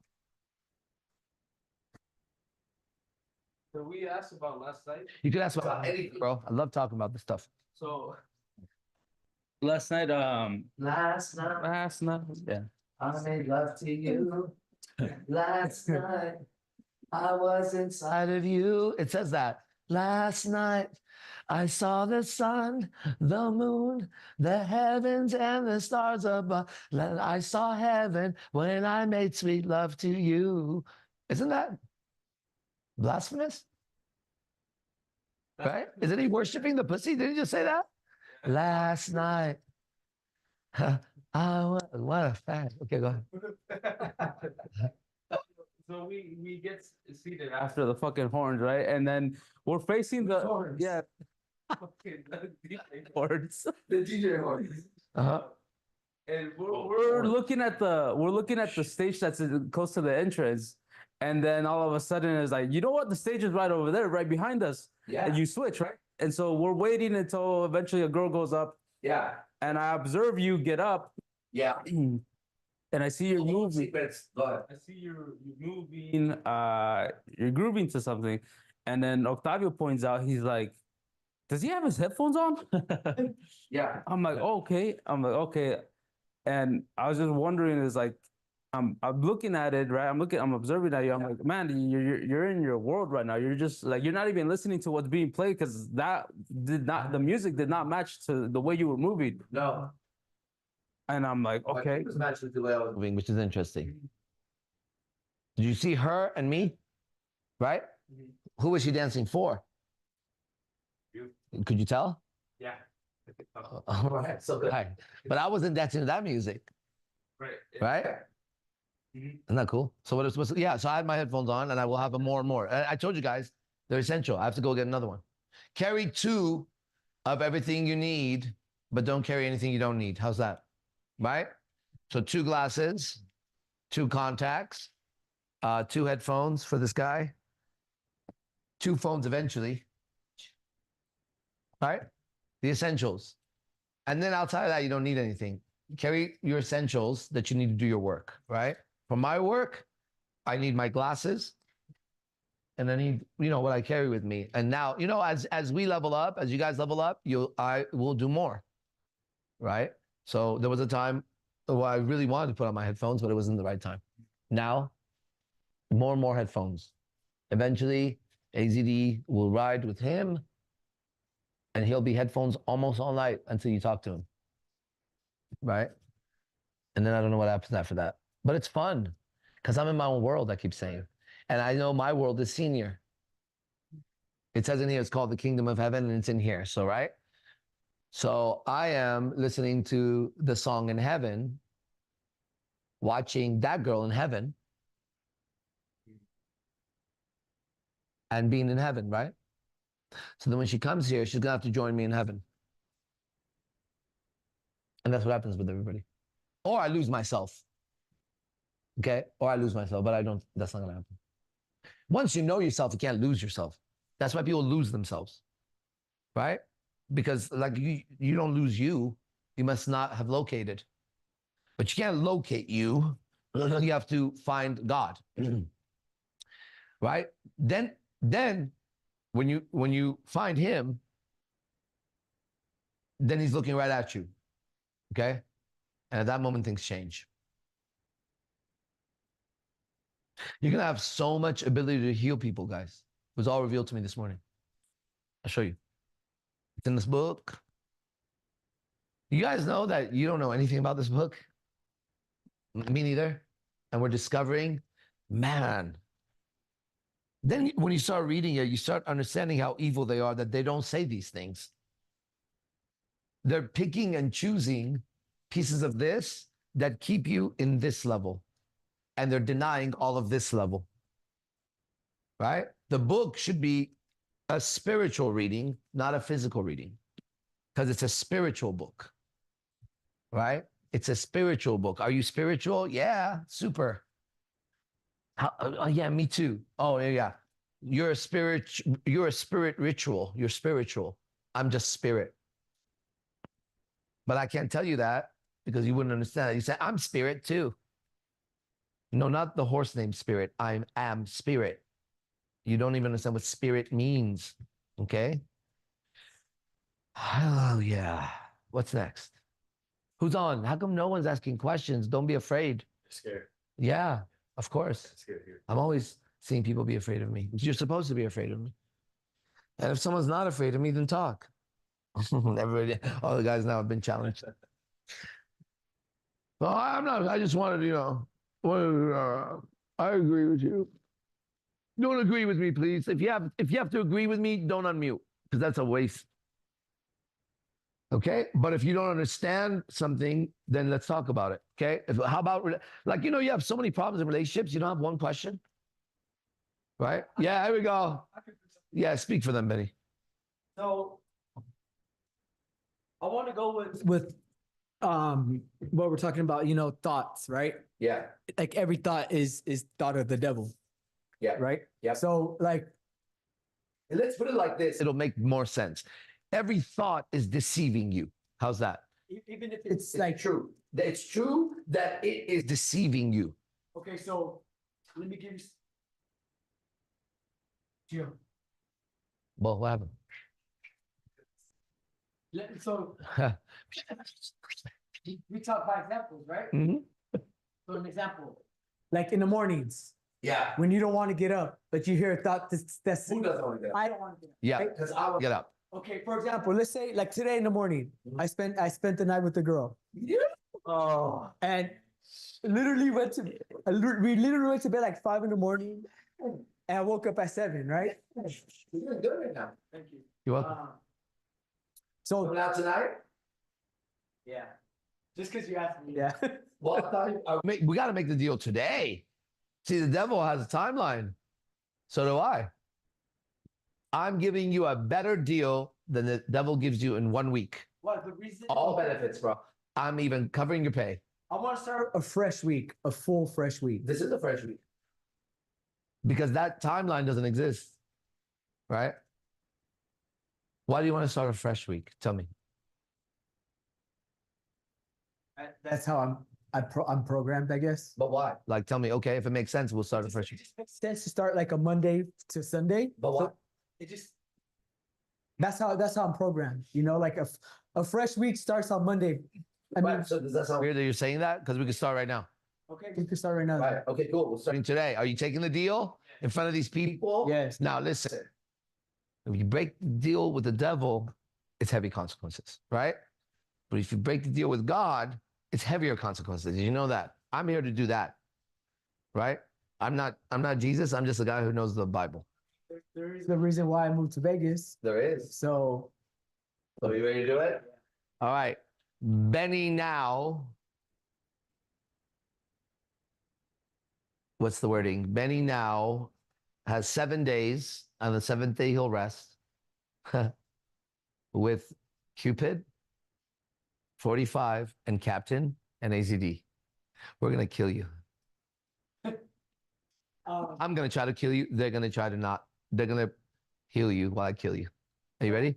So as I speak, just observe the way I communicate, and when I'm done.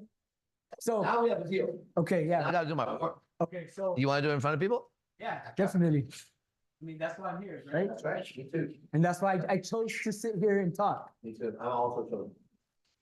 True. So thoughts are deceiving, right? Are deceiving. Uh-huh. So with that being said, like a thought, like I have to get up to be here at a certain time. Right. Because that's what my word was for the stream team, right? So there's like 2 thoughts, right? I need rest and I need to get up. Right. And I followed I need to get up because I said what I said, so I'm going to come through on what I said. Right. So is that a thought of the devil? Do you have to think about coming here? No. Then yes. Because you're going to come here whether you think about it or not. No. So why are you thinking about it? That thought is actually the other thought. Yeah. And yes, they're both of the devil, and that's what makes him sneaky. He plays both sides. Because you're going to come here without thinking about it. But you're going to have to think about sleeping and why it's important. Now, you know that's not right. So as this thought happens, another thought happens. I need to go. And it looks like there's a righteous thought. Okay, so I'm going to go. But you know the difference? This thought, as you move through the day, will have effort. But if you knew this, if you knew that, like you said, you're a righteous man, you gave your word. So ready? So no matter what thought came up in the morning, it would make 0 difference. Then when you come today, you have a different energy level. Just clean. I spit my tongue. Just cleaner. Right? Not like more energy, just cleaner, because there's not a thought still entertaining, I could have slept. You just know you're going to show up and you don't need to think about it. Just like me. right? I have a lot of thoughts of what I'm going to say or how it's going to go or what time the girls are coming. And if I'm hungry, bro, thought after thought after thought after thought after thought after thought. But I don't entertain the thought, right? So in Zen, they say, you watch the clouds pass, you watch them pass, right? Or a better one for that is birds, when they go through the sky, they don't leave a footprint.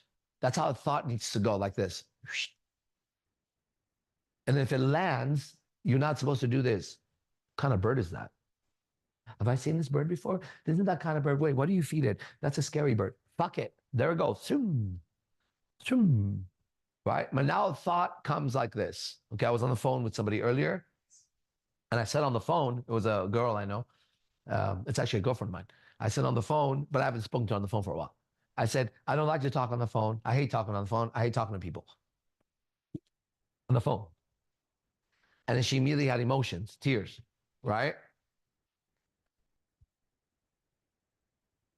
Well, why? Because when you said that, right? Yeah, I said that, and it's true. It has nothing to do with you. I said people, and I don't like to talk on the phone with people, right? That I sound angry when I speak on the phone. I can't fucking do it, right?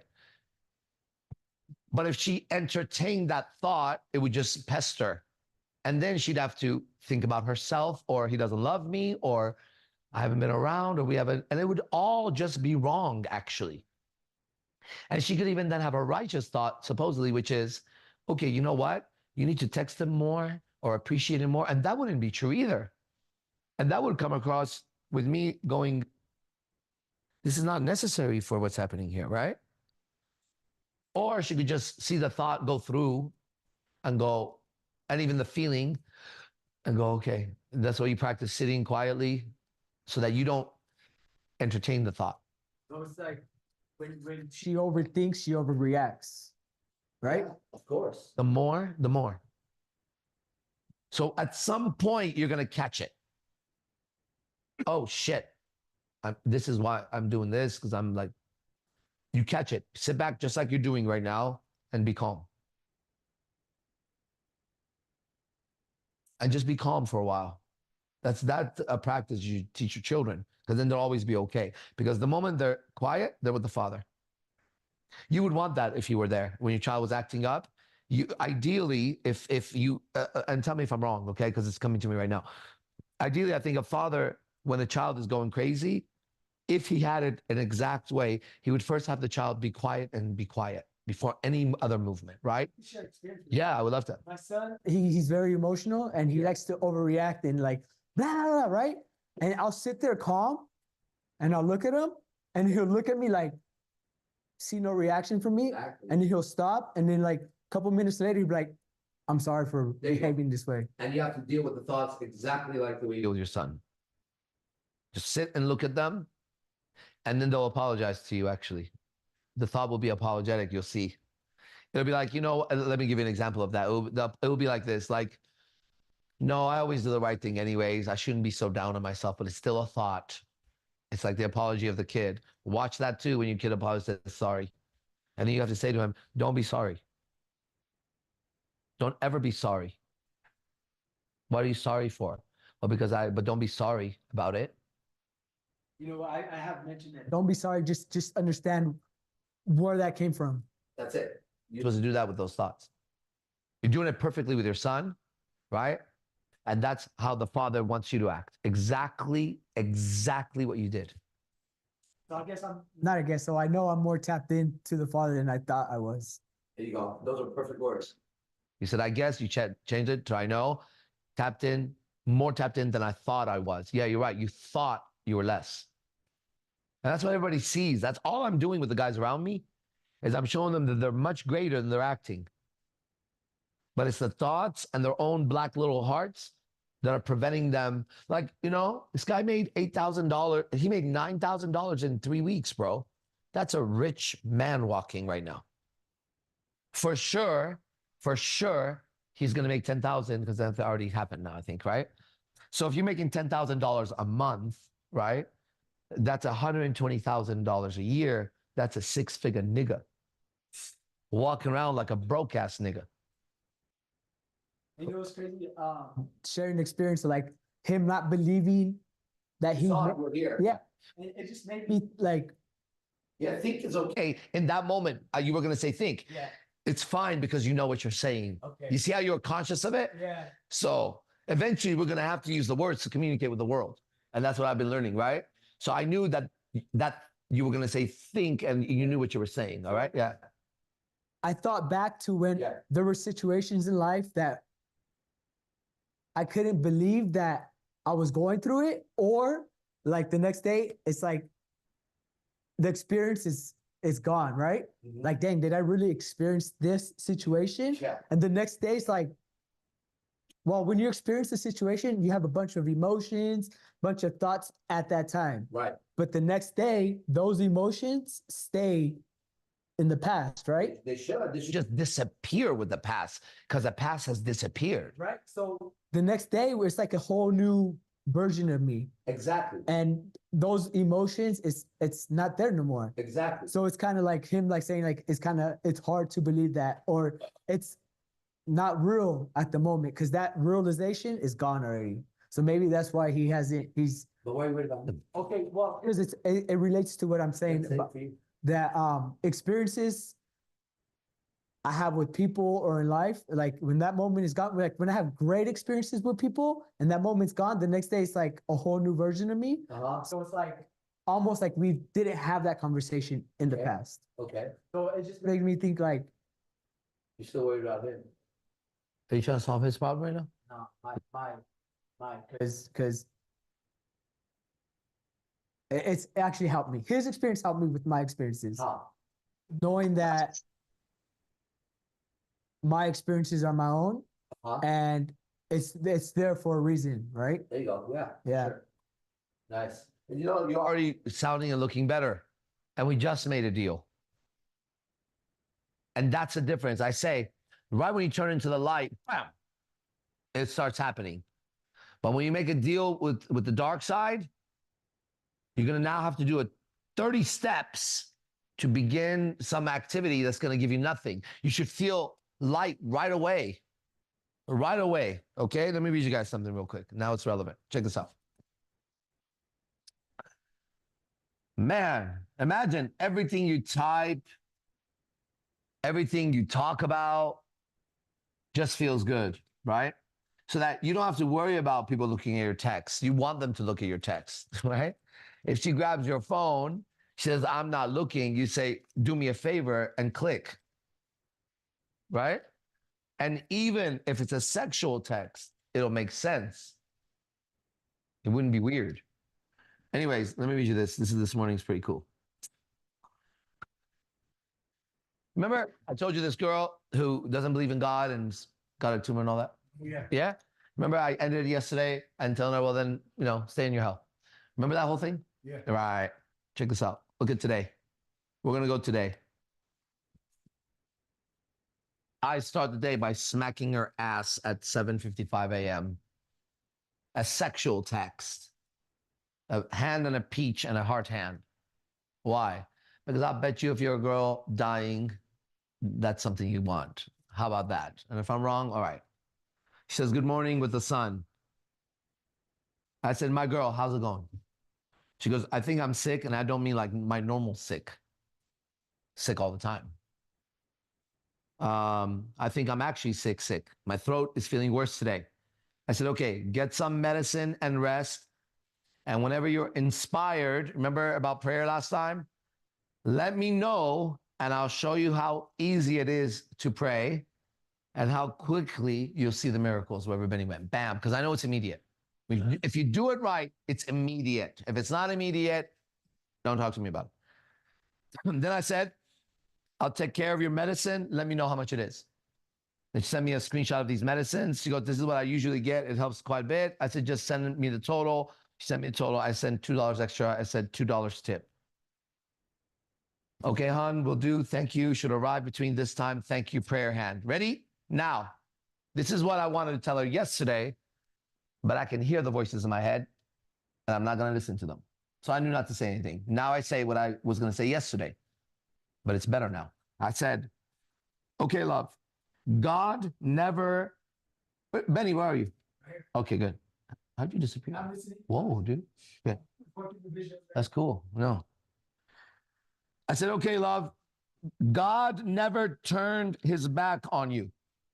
In fact, he sent you one of his favorite sons to you, and he's been taking care of you at your hardest times, and you haven't even seen him. Heart hand, infinity sign. She says, maybe one day I'll have faith. No, maybe one day I'll have that faith, but it is hard to keep it, at least for right now. She's told she has a certain amount of time to live and she's dying. So she wants to take a trip to Hawaii before she dies. That's her life right now. You understand? While she's sick every day. All right. Maybe one day I'll have that faith, but it is hard to keep it. At least for right now. She's already changing. Yesterday she was like, we disagree. But I don't know what the future is. You know? Question mark. So I can't say I won't change my mind on my faith. She was in the darkness grip yesterday. Yesterday, if I had said that, we would have argued. There had to be more righteous action taken for that communication to come across. Already, do you know the future? Maybe I'll change my faith in the future. Right now, it's hard to keep it, she said. Okay. Can you say that you cut her off yesterday because she was dark, basically? I didn't cut her off yesterday. I knew. I even texted her at night, thinking of you like at 2 a.m., knowing that that would go across as a booty call to her head. But I didn't do a booty call. I said thinking of you because I was. But I knew how it would be transferred when she gets up. 2 a.m., he's texting me. Yeah. Whatever, dude. So I said to that, I said, this is the final text. It's very nice. I said, only God knows the future. She asked me if I know. I just know it's very good for his children. And I'm one of his messengers. And I am also your angel. And you already know it. So don't worry. You had enough fate for this conversation to take place and for the last few months to take place. Now, just pay close attention today. I will send you one of my angels. I know it sounds goofy to you, but let's see what happens. And he will be with you today, and your eyes will begin to see, and your heart will begin to open, and the demons that have tortured your pure soul will start to fade away quickly. I'm saying that live in front of everybody. Now, let's just say I lied, which I didn't. Okay? I think that's a good message to send somebody in this situation. Do you agree? But what if I didn't lie now? Because even if I lied, it was justified here for me. But I didn't lie. So I haven't heard back yet. But is that cool, Benny? Is that important to you that I said that? Yeah. Yeah, it's cool, right? So it's just one moment and you should be better. Right? And if you have to work towards getting better, you're looking in the wrong place, everybody. It's immediate relief. It's immediate relief. Okay? And that's the difference between dealing with what's called in this book the Lord God and any other lords or gods. There's a title for this God in the book.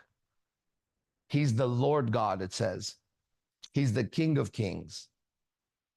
Right? He's that one that holds more power than all the other ones. And I know that to be true because I met all the other ones too. And I've been lecturing on them for all these years. I met the most important ones in Buddhism. I met the most important ones in Taoism, in Hinduism, and all kinds of isms, right? But this one is the most powerful. And also it delivers what I want most, which is what? Healing to others, and for me to continue to live my life exactly the way I'm living it. I don't want anything else than what I have. I wouldn't trade it for nothing at all. Keep it, right? And I know that every man has this in them. Like, I just know it, dude. I know a lot of things, and I know that for a fact. And you know it, otherwise you wouldn't be following this fool. Okay?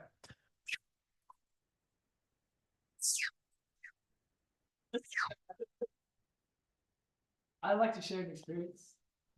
Go on. Uh, Go on, son. it's crazy because it relates to what we're talking about being out of thought, like having no thought in mind, right? Yeah. So I was off work. So I worked as a promoter, right? Yeah. And I was off work and I worked, like Promoting sex, money, and drugs. Sex, money, and drugs. For $2 every time you go give them 200. Yeah. Yeah, it is that. Yeah. so But not for this week. I mentioned it to Gio, right? Because Yeah. it's related to like teleportation. It's what? Related to like teleporting. Okay, yeah. So every day I follow the same route to and from my car and to the venue, right? Yeah. And at a moment where I walked up the escalator and I was like, And then you were going up the escalator again. it's like a loop. All the time. Oh my God. Do you know what we didn't say? 1 second. You remember when we were talking about the deja vu to everybody? We didn't say the black chick that twice walked in and I said the same thing to her in the elevator and I didn't know it was her. She was black. No, not black chick. Whatever. Pretty. Yeah. Yeah. She wasn't black? Yeah. No, she wasn't black. She was a pretty girl. No. Like Italian or something.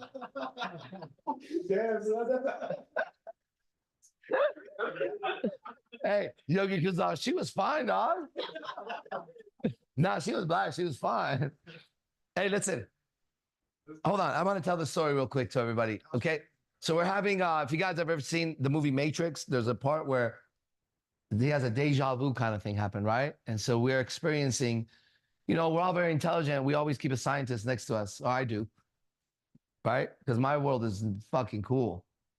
Right? So there's somebody else there who's always measuring shit like that. Yogi Chris. And I'm the one who told you that she was the same girl. he was the one that said it. So we're experiencing a person walk past us while we're still here. Then the same person walk past us again in the same direction. So we're having a lot of these experiences and we were sharing it. But there was one we forgot, which must be revealed now. How could we forget this one, man? You didn't forget, huh? Just didn't see the stories moved on during that class. Listen to what happens. The night before, we get in the elevator and we look cool, man. Like if there's ever a cool movie scene, it's us, right? So there's like 5 of us, maybe 1, 2, 3, 4, 5 in the elevator. Were you there? Yeah, it was The first night? 5 of us, ready to go. We're entering the area, right? The elevator opens and an attractive black, white girl, whatever the fuck she is, she's about to come in. So I say to her, do you want to come in? There's a bunch of guys. We could be your bodyguards or take the next one. And she goes, no, I'll come in. You guys, my bodyguards. She comes in. We have a little conversation. Yeah. If you remember something, let me know. Yeah. She said that last time. No. I'm on the first one. I'm the first night, Gio. Where the fuck are you? I'm on the first night. We go in and this happens. This attractive girl's about to come in. And I say, maybe you don't want to come in. It's a bunch of guys. But if you come in, we're your bodyguards. And we come in. She comes in. We have a cool conversation. I don't remember pieces of it, but it was cool. It stayed in this world. She leaves. The next night, I'm not even looking up, right? My head is down as we walk in the elevator. My head is still down like this. I see an attractive girl about to walk in. We're the only ones in the elevator. This is the next night, guys. A whole different night, a whole different time. As she's about to come in, I see her and I just look up and I go, I don't know if you want to come in. There's guys here, but we could be your bodyguards. She laughs and comes in and people start saying shit. And it's the same exact girl of the night before walking in. And I said the exact same thing to her at the same time. Dude, what the fuck? Go on now. Man, I mean, now that you labeled it like deja vu, I could label my experience as deja vu. So I walked up the escalator, right? And I looked up, like my head was down for a second. I looked up and I was on the other end of the garage. Hell yeah. The other end. And I'm like, am I tripping or what? Right? Dang. When was this? A couple weeks ago. Wow. I was like, am I tripping? Or I think I may have overwalked or like, so I was like, whatever. So I walked all the way to the other end because I was like, I'm tripping. Like, Yeah. there's How the did I get here? yeah. I was like, there's the entrance to the casino. This is the second escalator. I was like, anyways, I didn't think at that moment it's all right. Maybe I was in my head. We have to make sense, and we don't. We move on. Yeah, so I was like, whatever. Anyways, I was like, whatever. A couple of days later, it happened again. But this time I was walking with a coworker and I was more like aware, right? Yeah. Because I was talking to a coworker. I was like, hey, you're on level 3? All right, I'm on level 4. He goes to level 3 and I went to level 4 and I looked up again. I was on the other end again. Yeah. I was like, nah, I'm not tripping.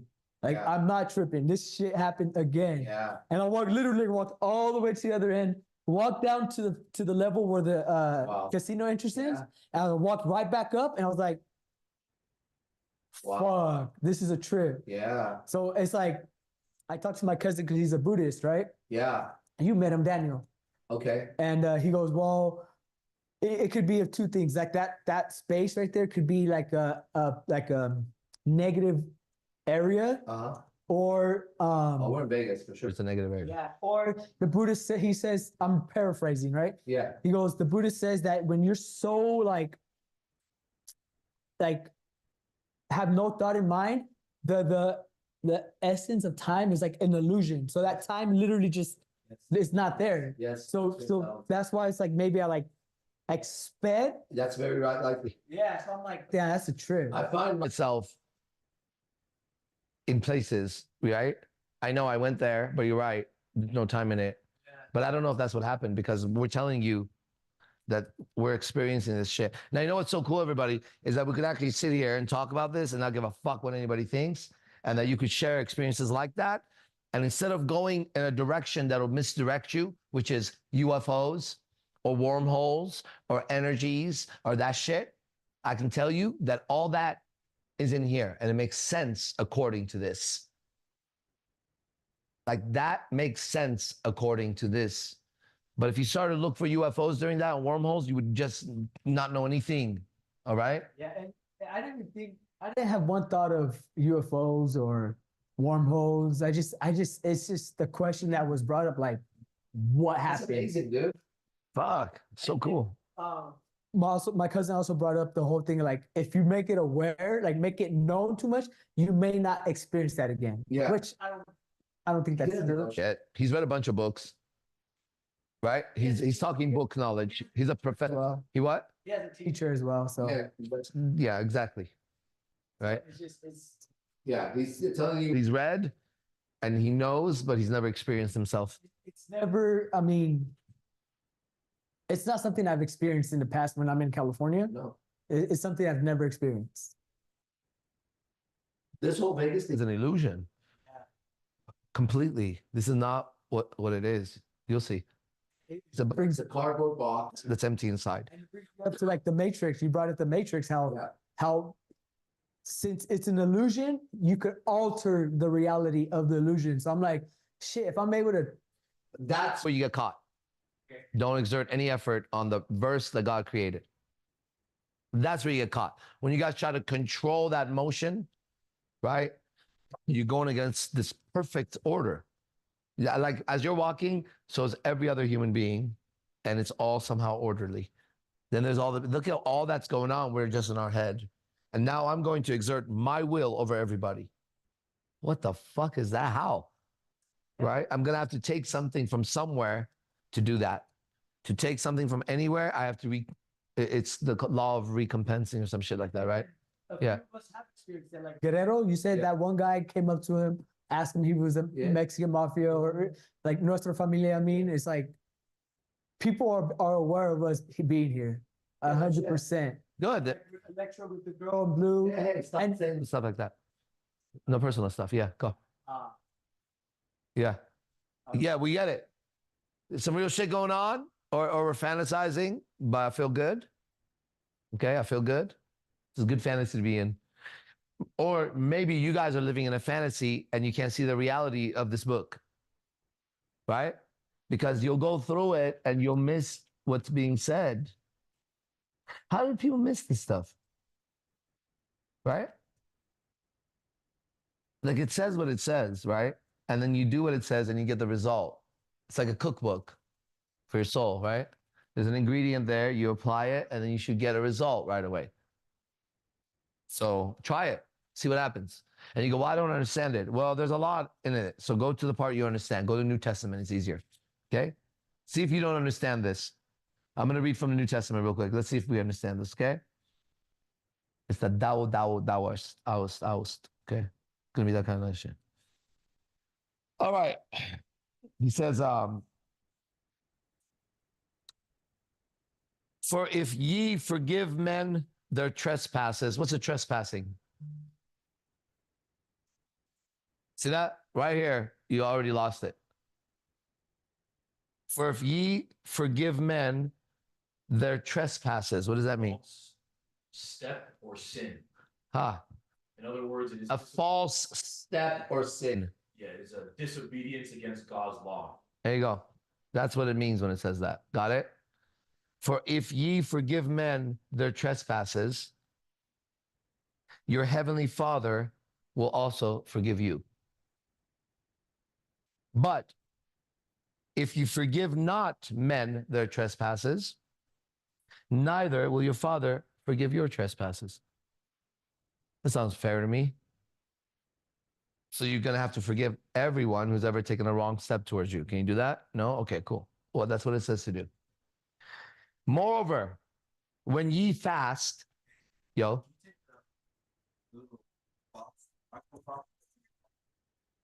okay, here you go. Moreover, when ye fast, like don't eat, right? Be not as the hypocrites. Be not as the hypocrites of a sad countenance. What's countenance? Look it up because we said it last night, but there's new people. Person's face or facial expression. Face or facial expression. Listen to this, okay? Moreover, when ye fast, be not as the hypocrites of a sad countenance, facial expression. For they disfigure their faces, that they may appear unto men to fast. Verily, that means truly, I say unto you, they have their reward. But thou, when thou fastest, anoint thy head and wash thy face, that thou appear not unto men to fast, but unto thy Father which is in secret. And thy Father which seeth in secret shall reward thee openly. I'm doing a lot of things secretly, and my rewards are everywhere. Right? It's true for me. Lay not up for yourselves treasures upon earth. What does that mean? Well, everybody's violating it. Lay not up for yourselves treasures upon earth. What does that mean? Seriously? You don't know what that means? Don't accumulate material on earth. What the fuck did you think it meant? But lay up, listen, lay not up for yourselves treasures upon earth, where moth and rust doth corrupt. You understand now? And where thieves break through and steal. But lay up for yourselves treasures in heaven, where neither moth nor rust doth corrupt, and where thieves do not break through nor steal. My treasure is in my heart. And anything I have, you can take, including my girlfriend's, including my life. Right? So that's why it's goofy when you try to protect something. Right? And so those are very clear to me. And if you're in violation of that, you can't say, I have faith. Faith comes with obedience to the law. Okay? You have to have faith in the law to do that activity, to not worry about how much money and shit you're possessing. You have to have faith in the law to know that you have to forgive everyone's steps towards you. Otherwise, you would say, I can't forgive him or her because they may do it again. So obviously you're not obedient to the law. Obviously you're not doing what it says. Don't be surprised when you don't have what it says you're supposed to have at the end of this thing, because it's pretty clear. And I tell you, I'm doing that. Everyone's forgiven all the fucking time. And again, and again, and again, and again, and again, and again, and again. Right? How many times? They asked him. He said, don't just forgive them 7 times, forgive them 7 times 10 or whatever the fuck it is. 70 times 70 times forgive them. That's 4,900 as a number. No. Is that 490 or 4,900? Which one? 490? It's 490. 4,900, that's a lot. But so is 4. But listen, go ahead and forgive somebody in this life 490 times before you come back. Right? Might as well be 4,000 because you can't even forgive them once. Now, if you can't forgive, then don't ask for forgiveness from God. Why? Because this is the rule book for this God. I know there's other gods. You don't have to believe me. That's not the Bible. No, the Bible said there's other gods. What the fuck? It says there's other gods in here. So I know there's other gods, but this one, he's very powerful, right? And I found my life in hell on earth with a bunch of suffering. So I followed all the other gods he talks about, right? And then I followed him. And I saw why he was the most powerful. And me, I've always wanted to be the best, fuck the rest, right? So if you were a god and you had a deal with AZD for anything he wanted, canceled. I broke all contracts with all goals and dreams and bullshit, right? And I released my soul to the light. Now, I am owned by that God. So I would like to show you his power and glory. So I'm here to be challenged on anything. And I'm here to defeat you. How's that? Okay? And if I can't defeat you, fine. But if I can, then I just did. And I did it because this God is stronger than your God. How's that? That's my job, right? I'm supposed to challenge the gods? Let the gods hear my voice. Let the gods hear my voice. So I'm here to challenge all your gods, your Buddhist gods, your Muslim gods, your all kinds of. I'm here to challenge your Christian God, because that's not this God, right? This God would not have a church where a person walks in and doesn't heal. Not one should not heal, okay? The one who wouldn't heal should not be able to walk into that church. I can tell you who wouldn't heal. There will be certain people who will be afraid to go in there. A church is supposed to be scary to sinners, not a playground of fucking dress-up costume and fornication, right? You get the difference? A church is supposed to be scary to bad people. They shouldn't easily confess their sins, right? They should be being pulled and trembled like this. And they've made a deal beforehand with their family. No matter what happens, get me in front of that fucking priest. That's how a person should walk in to confess. They should be in tears, in shame, you know, wanting to just end it all. I don't want this shit anymore, Father. Please help me, right? I'm shaking, I'm shivering, I'm spitting, right? Because you've been a meth head. So that is a church, and that's my church. And my church is wherever I sit. How's that? The good thing about my church is there's always apostles around. For real. And this is a better church than any church you'll find on earth right now, talking about the Bible. And if not, bring them here. Let's see. Let's see if they know this. Let's see if they know the Lord God or they know one of the Lords. Right? Let's find out. Because I know this God defeats everybody. Okay? And heals everyone. And it's so mighty that you walk in faith as a shield and a weapon.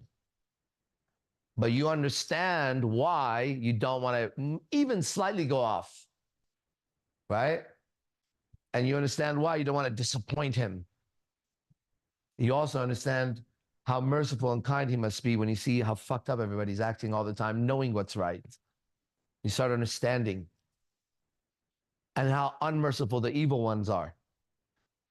That the moment you make a wrong move there, they punish you in your mind, in your heart, and in physical. First, you hurt somebody physically. Then you're hurting inside. Then you can't get it out of your head. That's their punishment. On this one, he tells you, don't judge. Pray. How do I pray? Not like that. I'll show you how. But that's not how you pray. Okay? That one you become pray. Right?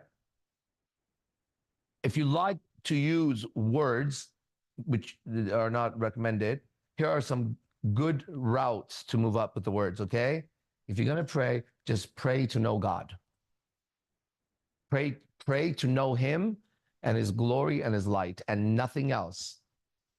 Not for someone to be saved, their life, for your child to be okay if they're being child trafficked and raped. Don't pray for that. Don't pray for that. In the moment, if your child's being trafficked and raped and you're being told and they show you a video of it, the most horrible thing you could ever see, in that moment, don't pray for the child to be rescued. Have faith there's a God and he's watching. If you pray for that child to be rescued, you didn't pray properly. You pray by knowing that he knows what's in your mind and your heart already. That if I know him, then I'll know what I need to know. But if I'm trying to put out a fire in my life, the fire was not started by him. So don't ask for the fire to go away. You started the fire. He's going to tell you, all right, now don't put a match there anymore. No more fuel on that fire. What's that? Your thoughts and emotions. Sit down and watch it burn a little bit. But if I watch it burn, then it's going to burn to the ground. Right. Sit back and watch it burn because you leased your soul to get that house. You leased your soul to get that woman. You leased your soul to get that job. So watch it burn and watch what happens. Well, God, if it burns, I have nothing. Okay, then go back and put water on it now. And when you're ready, turn around again. I'll be right there. Watch what happens, right? That's cool, man. At least I know that if I had a young boy, I would want him to know the story I'm telling you right now over any other story. Wouldn't that be better, though, to raise my son like that? So let's just say I'm completely wrong. I would still want my son to know the story I know of God and mankind and evil. He'll be safer knowing what I know, right? But he has to see it in me. So I can't be a pervert telling him not to be a pervert. It's not going to work. This is not going to work. Because your child knows your heart, just like up and down. And every father knows their child's heart. Every mother knows. It's just, you know what I mean? Come on now. It's so nice, right? Life is so nice. Life is so nice because it was created perfectly, and then we started to make it better. Right? It was perfect, and we want to make it better because our ancestors ate the knowledge from the apple tree when they were told not to eat it. Do you know why? Because then when you know good and evil as knowledge tree, but you weren't designed to know it, you're going to malfunction like everybody's malfunctioning. You're not capable of withstanding that information coming in. Maybe next life, maybe become, who knows? But you and I were not designed for knowledge. Now, knowledge is everywhere and it's supposed to save you, but here it says it's evil. So I'm going to go with knowledge is evil and you're suffering for it. And I'm going to get rid of all my knowledge and be in the present moment and respond. And once again, my God beat your God. And my God is the Lord God, and his commander, his favorite son is Jesus. And he's the guy that leads me. And he's given me a spirit that lives in me. You have spirit in you too, spirits. I have one that lives here, one light. And it's called the Holy Spirit. And in order to access it and have it, there can be no room in here least to any darkness. Go on, Gio. Let's hear it. Big sigh, good sigh. And we just read a little bit of that Sermon on the Mount. You see what happened? This comes from those words. Go ahead, Gio. Man, Preach it. Preacher, preacher. very intense, man. To not have any least to not have any darkness, least inside this body. It's like, How could you have darkness in it? I don't understand. How are you okay with it? I'm not okay with that. would you have darkness now? Just get rid of it now. Like, why would you have it anymore? Why would you possibly, feeling what you feel, make another unrighteous move inside? Why? How can you justify it? Like, what makes you think you would is what I'm surprised at. What makes you think that you may actually make a wrong choice now? Do you think you make wrong choices now? In any area of life? What area of life do you think you may make a wrong choice, an evil choice, that you're not sure about? Be honest. No, I'm listening. Ugh. Man, that's a really good question. It's a good one. Man, so like, I know, like you said, I know it's like there's no way I can make a right choice, a wrong choice. It's not possible. Nope. And then there's the question you said about what was the second part? Well, if you know you can't make a wrong choice, then how can you think you have darkness inside that matters at all anymore? Because it'll start to go away. It will have nothing to feed on. That's why I change every day, and you will too. But it's no longer. They're all evicted. Yeah. Right? So they're sneaky now. They're hiding in closets in the house. Right? They're in the fucking stereo in the house inside. They come through a sound now. But they know they're not supposed to be there because there's an exterminator here. So when the moment they move, they get caught. They get caught with words like addict. They get caught. They get caught. So you don't have to worry about it once you have the light. But worrying about it prevents the light.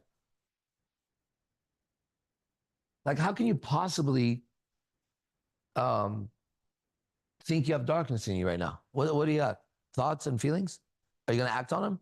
No, You have darkness in I'm you? not gonna act on it, but it's just So listen, for you, here's how you get rid of those. Later, confess to me. It's gone. Don't do it here. You just have to say what it is so the shame of it comes out. Because it's not you, right? You're not going to act on those, right? no, But it's stirring. yeah. Then you'll embarrass it later. I mean, it's not particularly embarrassing. It's just it's a weird phenomenon.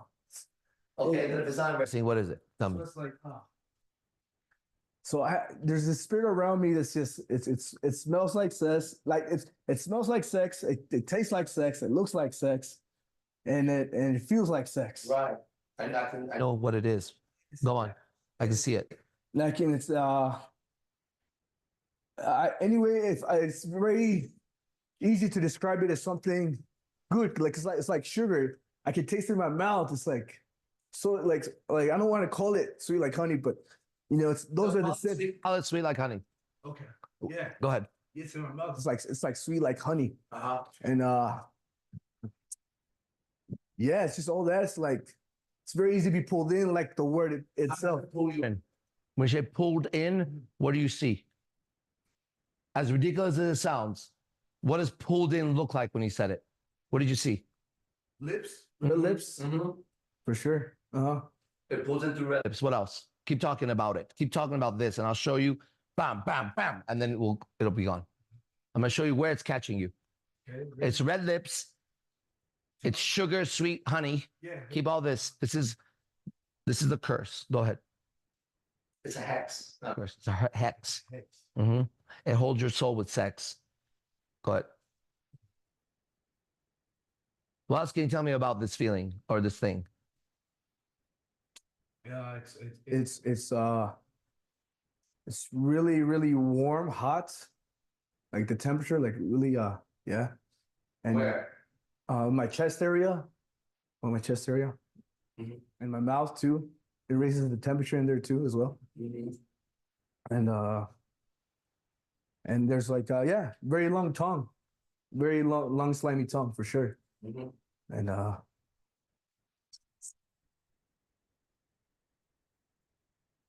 it smells. It's a very strong, musty smell to it for sure. What is it afraid of? What is it afraid of?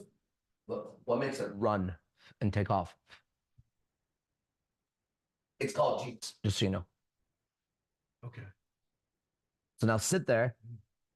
You see all those images that we just activated? We activated it. It's a little active right now, right? You see that? You see that tongue thing going on? Hold that tongue. Sit there in silence. You call on Jesus to do the work. And just watch what happens.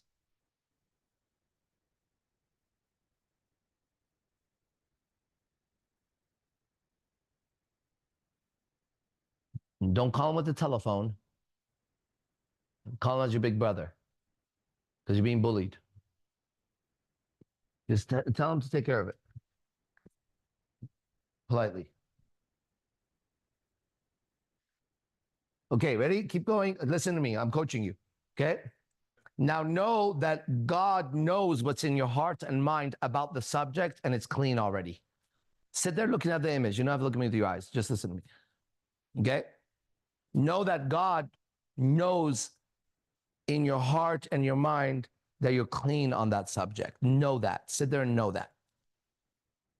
That you don't have to explain that to him. That you're his son, he knows that.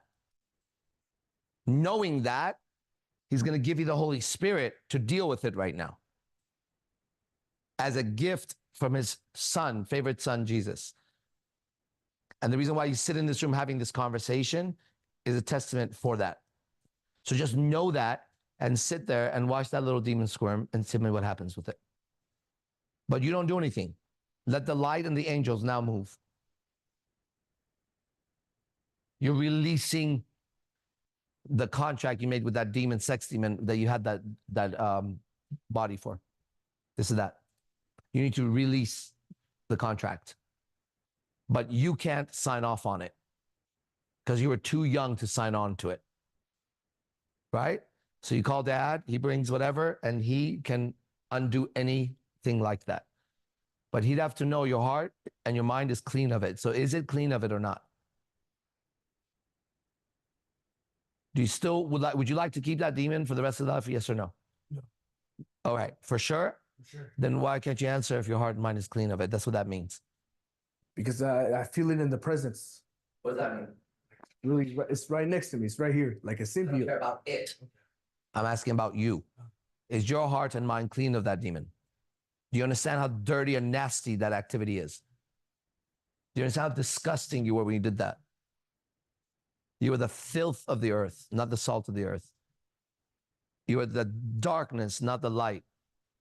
Do you see how dirty you were or not when you made a contract with that demon?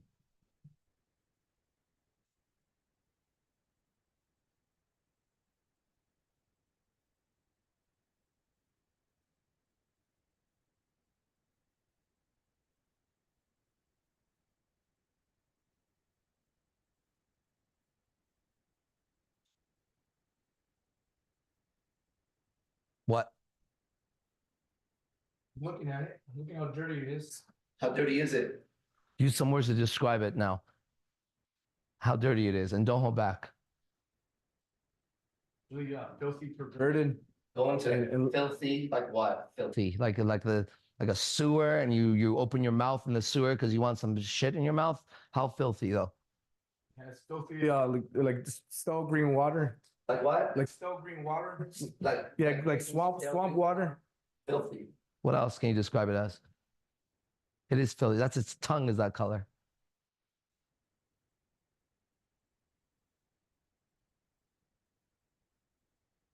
Rusty skin. Like what? Like the old people, like their skin's just flaking off. Yeah. Frosted flakes come off. What else? It's filthy. It's Long dirty hair, untangled. Smelly. you got that thing in you. It's that thing that was looking at women, not you.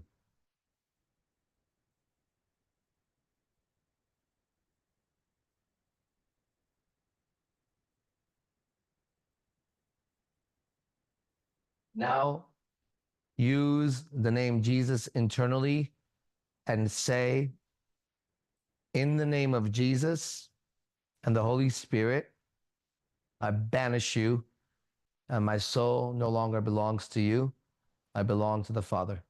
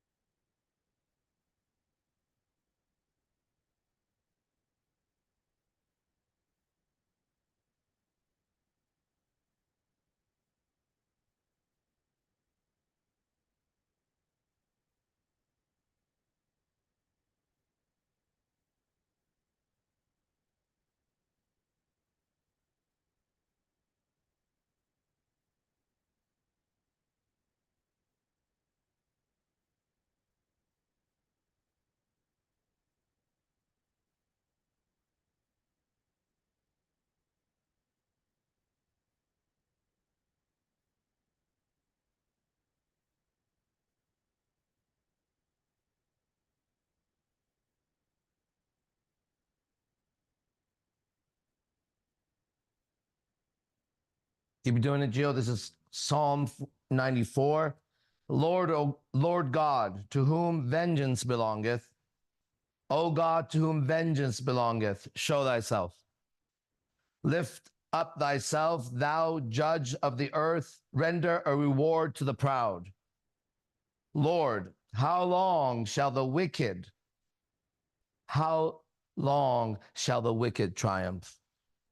How long shall they utter and speak hard things? And all the workers of iniquity boast themselves.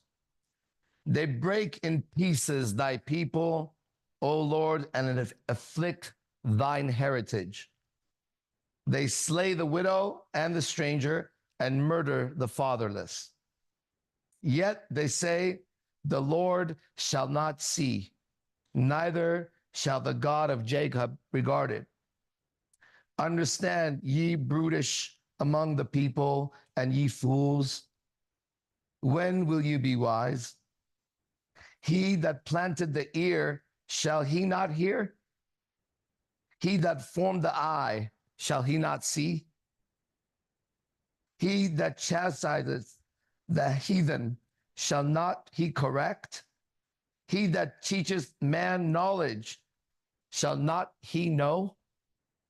The Lord knoweth the thoughts of man, and they are vanity. Blessed is the man whom thou chastenest, O Lord, and teachest him out of thy law, someone that he holds, that thou mayest give him rest from the days of adversity until the pit be digged for the wicked. For the Lord will not cast off his people, neither will he forsake his inheritance. But judgment shall return unto righteousness, and all the upright in heart shall follow it. Who will rise up for me against the evildoers? Or who will stand up for me against the workers of iniquity? Unless the Lord had been my help, my soul had almost dwelt in silence. When I said, my foot slippeth, thy mercy, O Lord, held me up. In the multitude of my thoughts, within me, thy comforts delights my soul. Shall the throne of iniquity have fellowship with thee, which frameth mischief by law? They gather themselves together against the soul of the righteous and condemn the innocent blood. But the Lord is my defense, and my God is the rock of my refuge. And he shall bring upon them their own iniquity, and shall cut them off in their own wickedness. Yeah, the Lord our God shall cut them off.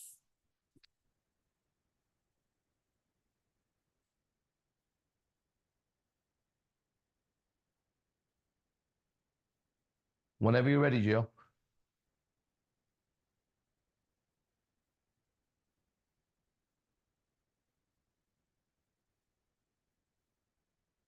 I feel more at peace. How do you feel? What was going on in there? The spirit was definitely giving its all, like gripping my body as much as it can. Wow. Like literally, it's doing its ultimate best. It's like I could feel literally like another person trying to grip me with it. Like don't do that. Like yeah. You must be listening, dog. And then what? Then it's just internally, I feel a bigger separation compared Yes. to a lot more separation. Yes. It's there, but it's no. You no longer have to deal with it now. You got it? The Lord is your defense, and you're free of it now. Exactly. You get it? You are free of it now. Yeah, because you don't have to fight it anymore. You see how it's trying to grip? Yes. You've been sitting there, dog. Why is it fighting so hard? Who's it fighting? You're just chilling. Why is this motherfucker so activated? I don't see no women. Who is it fighting? Why is it gripping, trying to hold on? Look where we are. No women. No women. That's a lustful demon, right? Yeah. Why? What's happening? Why is it fighting, doing its best? What's going on, bro? But you're just sitting there. So it's fighting something, right? It's losing, right? It lost already. Oh, definitely. Yeah. So now, because when they do exorcisms, what people don't know is they do it week after week after week after week. Yeah. It's not one time. Nope. The same person. Yeah. Look up. Yeah. And they don't even know what they're doing. Seriously. So it doesn't take very long, but you have to know this. This is like Jesus gave his life for you to be free. With him doing that, he bought back all of God's children. That's why you could break the contract. So this activity broke the contract. Now you belong to God. Tell us about that. Tell us how that makes sense for you, because it does. There was like, man, the last couple of days, I could feel like there's something gripping my eyes. Something was burning. And right here, right now, it's not even there. Like breaking the contrast like that. It's like there's that whatever weight it was there disappeared in this moment. That was in my eyes. So what do you like, gold or silver? All right, make sure you come out tonight. Sure. Man, that is so nice. Hey, join us every day, live reality show. What? You're gonna have to go back and realize that he saw a demon sitting there, and he was describing it perfectly well, and that it's been ruining his life for a while, for a long time. And you have to realize that his eyes have been burning for the last 2 days. That he said that they're not anymore suddenly. You have to realize that what he saw is in you.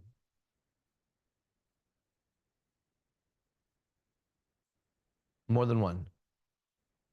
And when you see it and you release your soul to Christ, right?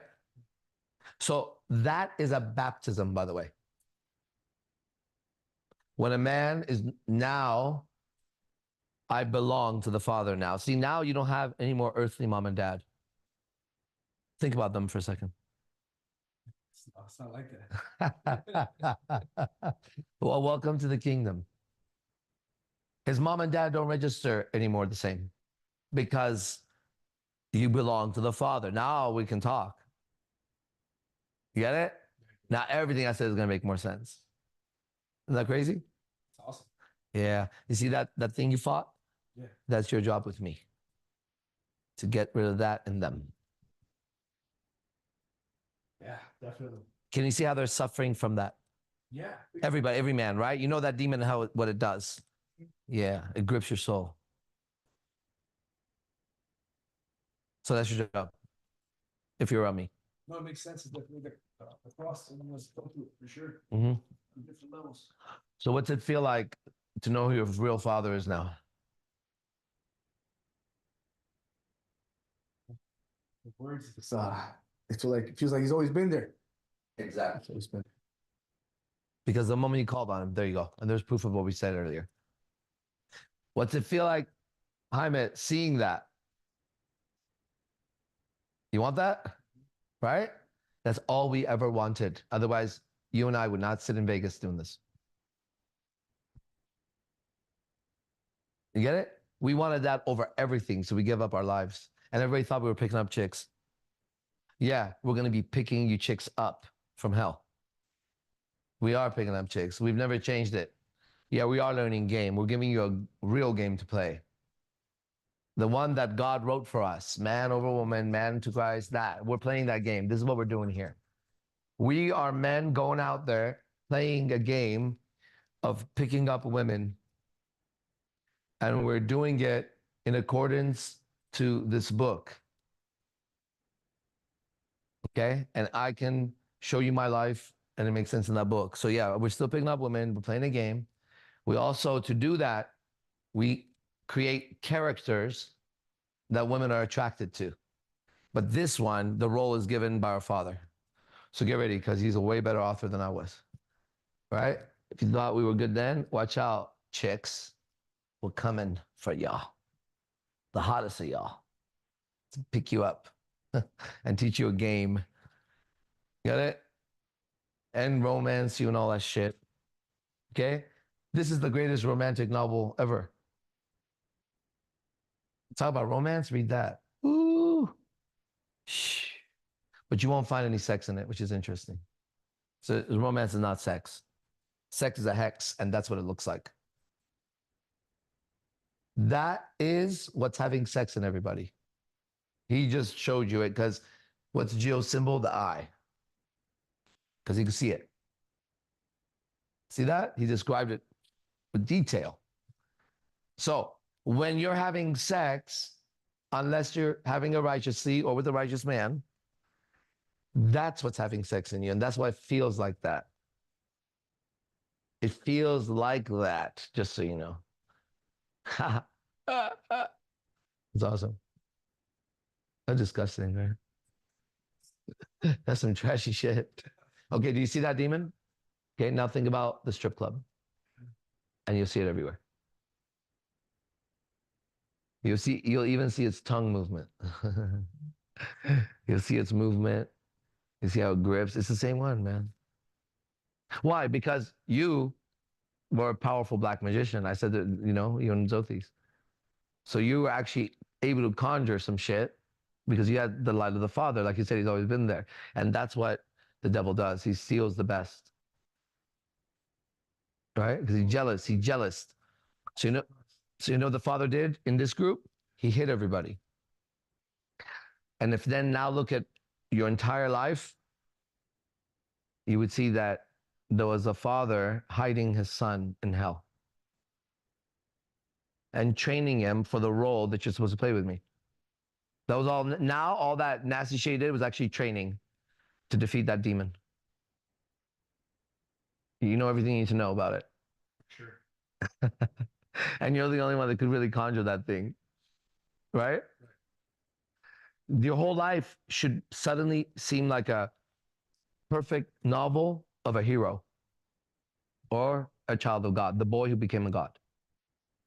Right? Like everything, every bad decision you make, think about something you should be ashamed of. Anything comes up, just anything. You don't have to tell me. Tell me when you thought about it.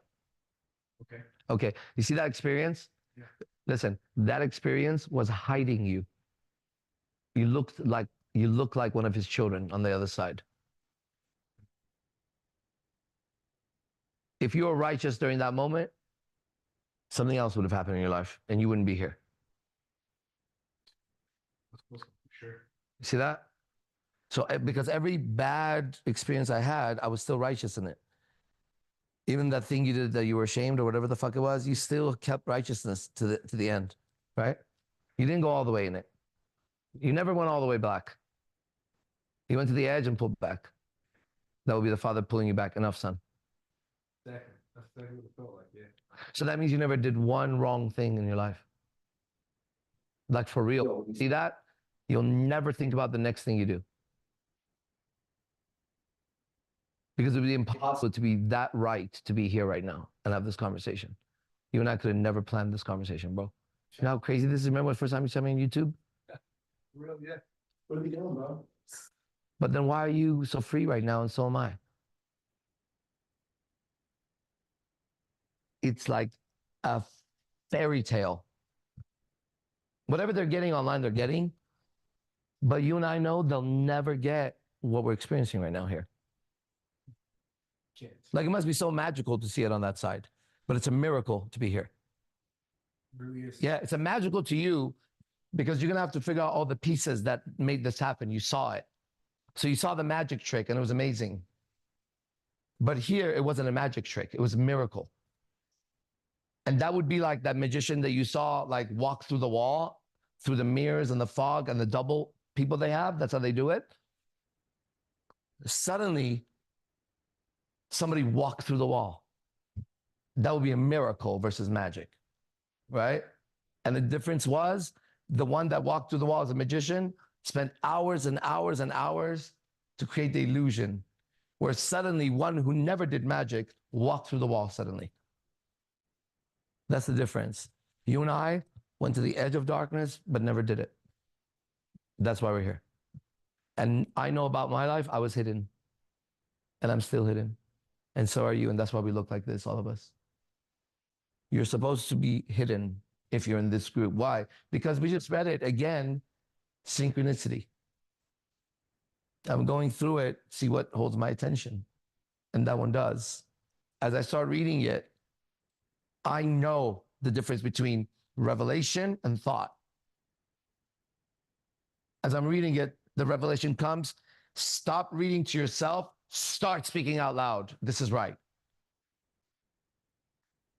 But the grip here is read a little bit more just to make sure, because he's deep in it and you're about to interrupt.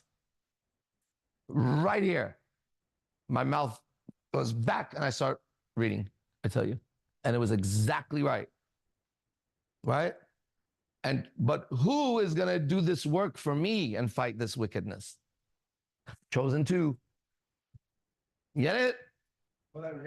The chosen two were the ones in my storyline that were hid inside their own lives. But they never went all the way. And so they kept searching and searching, searching, so that when they saw the light, boom, they knew. You can no longer be fooled into any kind of sex magic. Nobody could convince you it's right. Oh, sure. No reward in it. Do you get that? Yeah, I do. That's a righteous heart about that subject. Thus, you are who you are to me here, and you're going to have to go do that. You get it? You just, there's no contract that could be given to you in regards to any sexual experience on earth you would take right now. Oh, no, doesn't mean no. Doesn't compare at all. Isn't that amazing? You're free of that hex.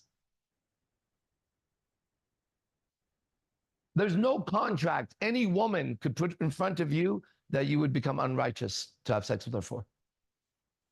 Yeah, am I right? Yeah, I see what you're saying. So that means the next time you're in a strip club, you actually don't have to think about what you do. If you want to smack her ass, do it. Because if it went too far, the Father would correct you. You would know. And he would correct you with a quick, that's wrong. And then you would immediately confess, hey, my apologies. Sometimes the devil gets a hold of me in fucked up places like this. I'm going to buy 3 dances from you, whenever you want. You'll get corrected. And then what would have been a oops, which is a demon, it's the sound of a demon. It's like a fart. Oops. What would have been a oops is hell yeah. And you take the word hell away from him. Hell yeah. Every time. Okay. His name is Saint.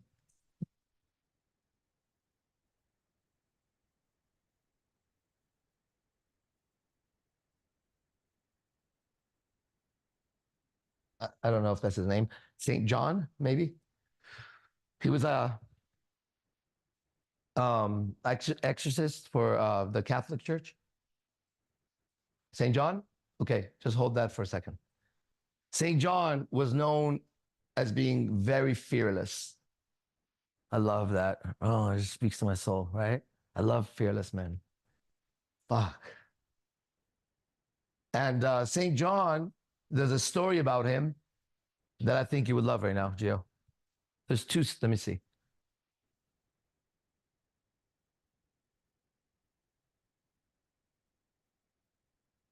There's 2 stories about him, right?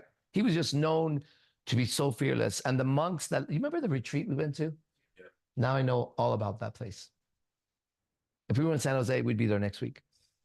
It's a whole different place, and we all knew it. Look at where we ended up. Damn. We all ended up there. Fuck. Anyways. You all knew it was hella haunted, right? You all knew laying in that bed that there was demons right here. Did you know that? Did anybody experience that? You know, when you were in the shower, they were like here. You know, everywhere in your fucking little room when you sat down to close your eyes, or at night when you went to sleep, it was like, this place is fucking. Oh my God, you caught it on fire. You were the one that caught it on fire. Really, though? That makes total sense. Because no one saw it. Right? Oh man, you see, it was good, but it's so much better when you know what the plan was. And we knew it was better than whatever it was somehow. That's trippy. We that went to this thing all knew it was much greater than what was happening. And we couldn't explain it. So John was like, I just want to go back there. I did go back there Yeah. multiple times. I was like, Oracle, we need to make our own place here. We need one of these places. I know exactly why. That's where ideally we would be living. Exactly in a place like that. Get it? Oh. Filled with darkness. It's like a demon's lair over there. I'm walking through the fucking place. I'm like, this is some horrific shit, right? I really like that. They have like statues of like baby Jesus getting stabbed, and like, I'm like, this is part of the religion. This is nuts, right? As I'm walking through the gardens, I have to like somehow do something internally just to walk into a certain place. Like, it was so cool. Anyways, St. John, if I'm right, St. John is 2 stories, Gio, and we can end it with that, and then we can talk after this. Check this out. The monks that lived with him, because he was one of the main guys, right? They would say at night they could hear hooves. And almost like wrestling, tussling up there. They would hear shrieks, the ones that lived with him, right? And he just never seemed to be afraid of anything. So one day, according to him, now, this language is real to me, as you see, and you just saw. So we're going to stay in that language. This is a testament of these guys. One night, he comes out to maybe get a Kit Kat or something. I don't know. He goes, in the middle of the night, he goes to the kitchen to get something, and there's 2 chairs, and they say that if you go to his place now, these 2 chairs are still there. He had 2 chairs facing each other in his living room. And they say when he walks up, they say the devil, it wouldn't be the devil, it would be a demon. He sees a demon sitting there, a high-level demon, right? And he says to the demon, oh, hey, you're here. He goes, opens the fridge. The demon gets up and says, you're not afraid of me. He goes, you are afraid of me. I'm baptized to the Father. You're afraid of me. And he goes back in his room and goes to sleep. The second story is that he's sleeping and a demon jumps on his bed. And he wakes up and turns around and there's a demon there. And he says, oh, you. Like, oh, it's you. And he goes back and sleeps. So one of his top disciples is like, how are you not afraid of him? He says, this demon has visited me so many times in my life that we're actually really good friends with each other now. He's one of my best friends, right? He had no fear, and he was like a fearless guy. And so that's how you have to now live. Are you ready? Ready? In regards to sex, especially, because that's what's hexing you. You got to look at sex like that demon sitting in the chair. Every time it shows, oh, it's you again? Every time it shows up. All right, you again? Yeah? Yeah. Hey. All right, wait. Hold on. Yes. Thank you for coming. See you. Bye. Let's end.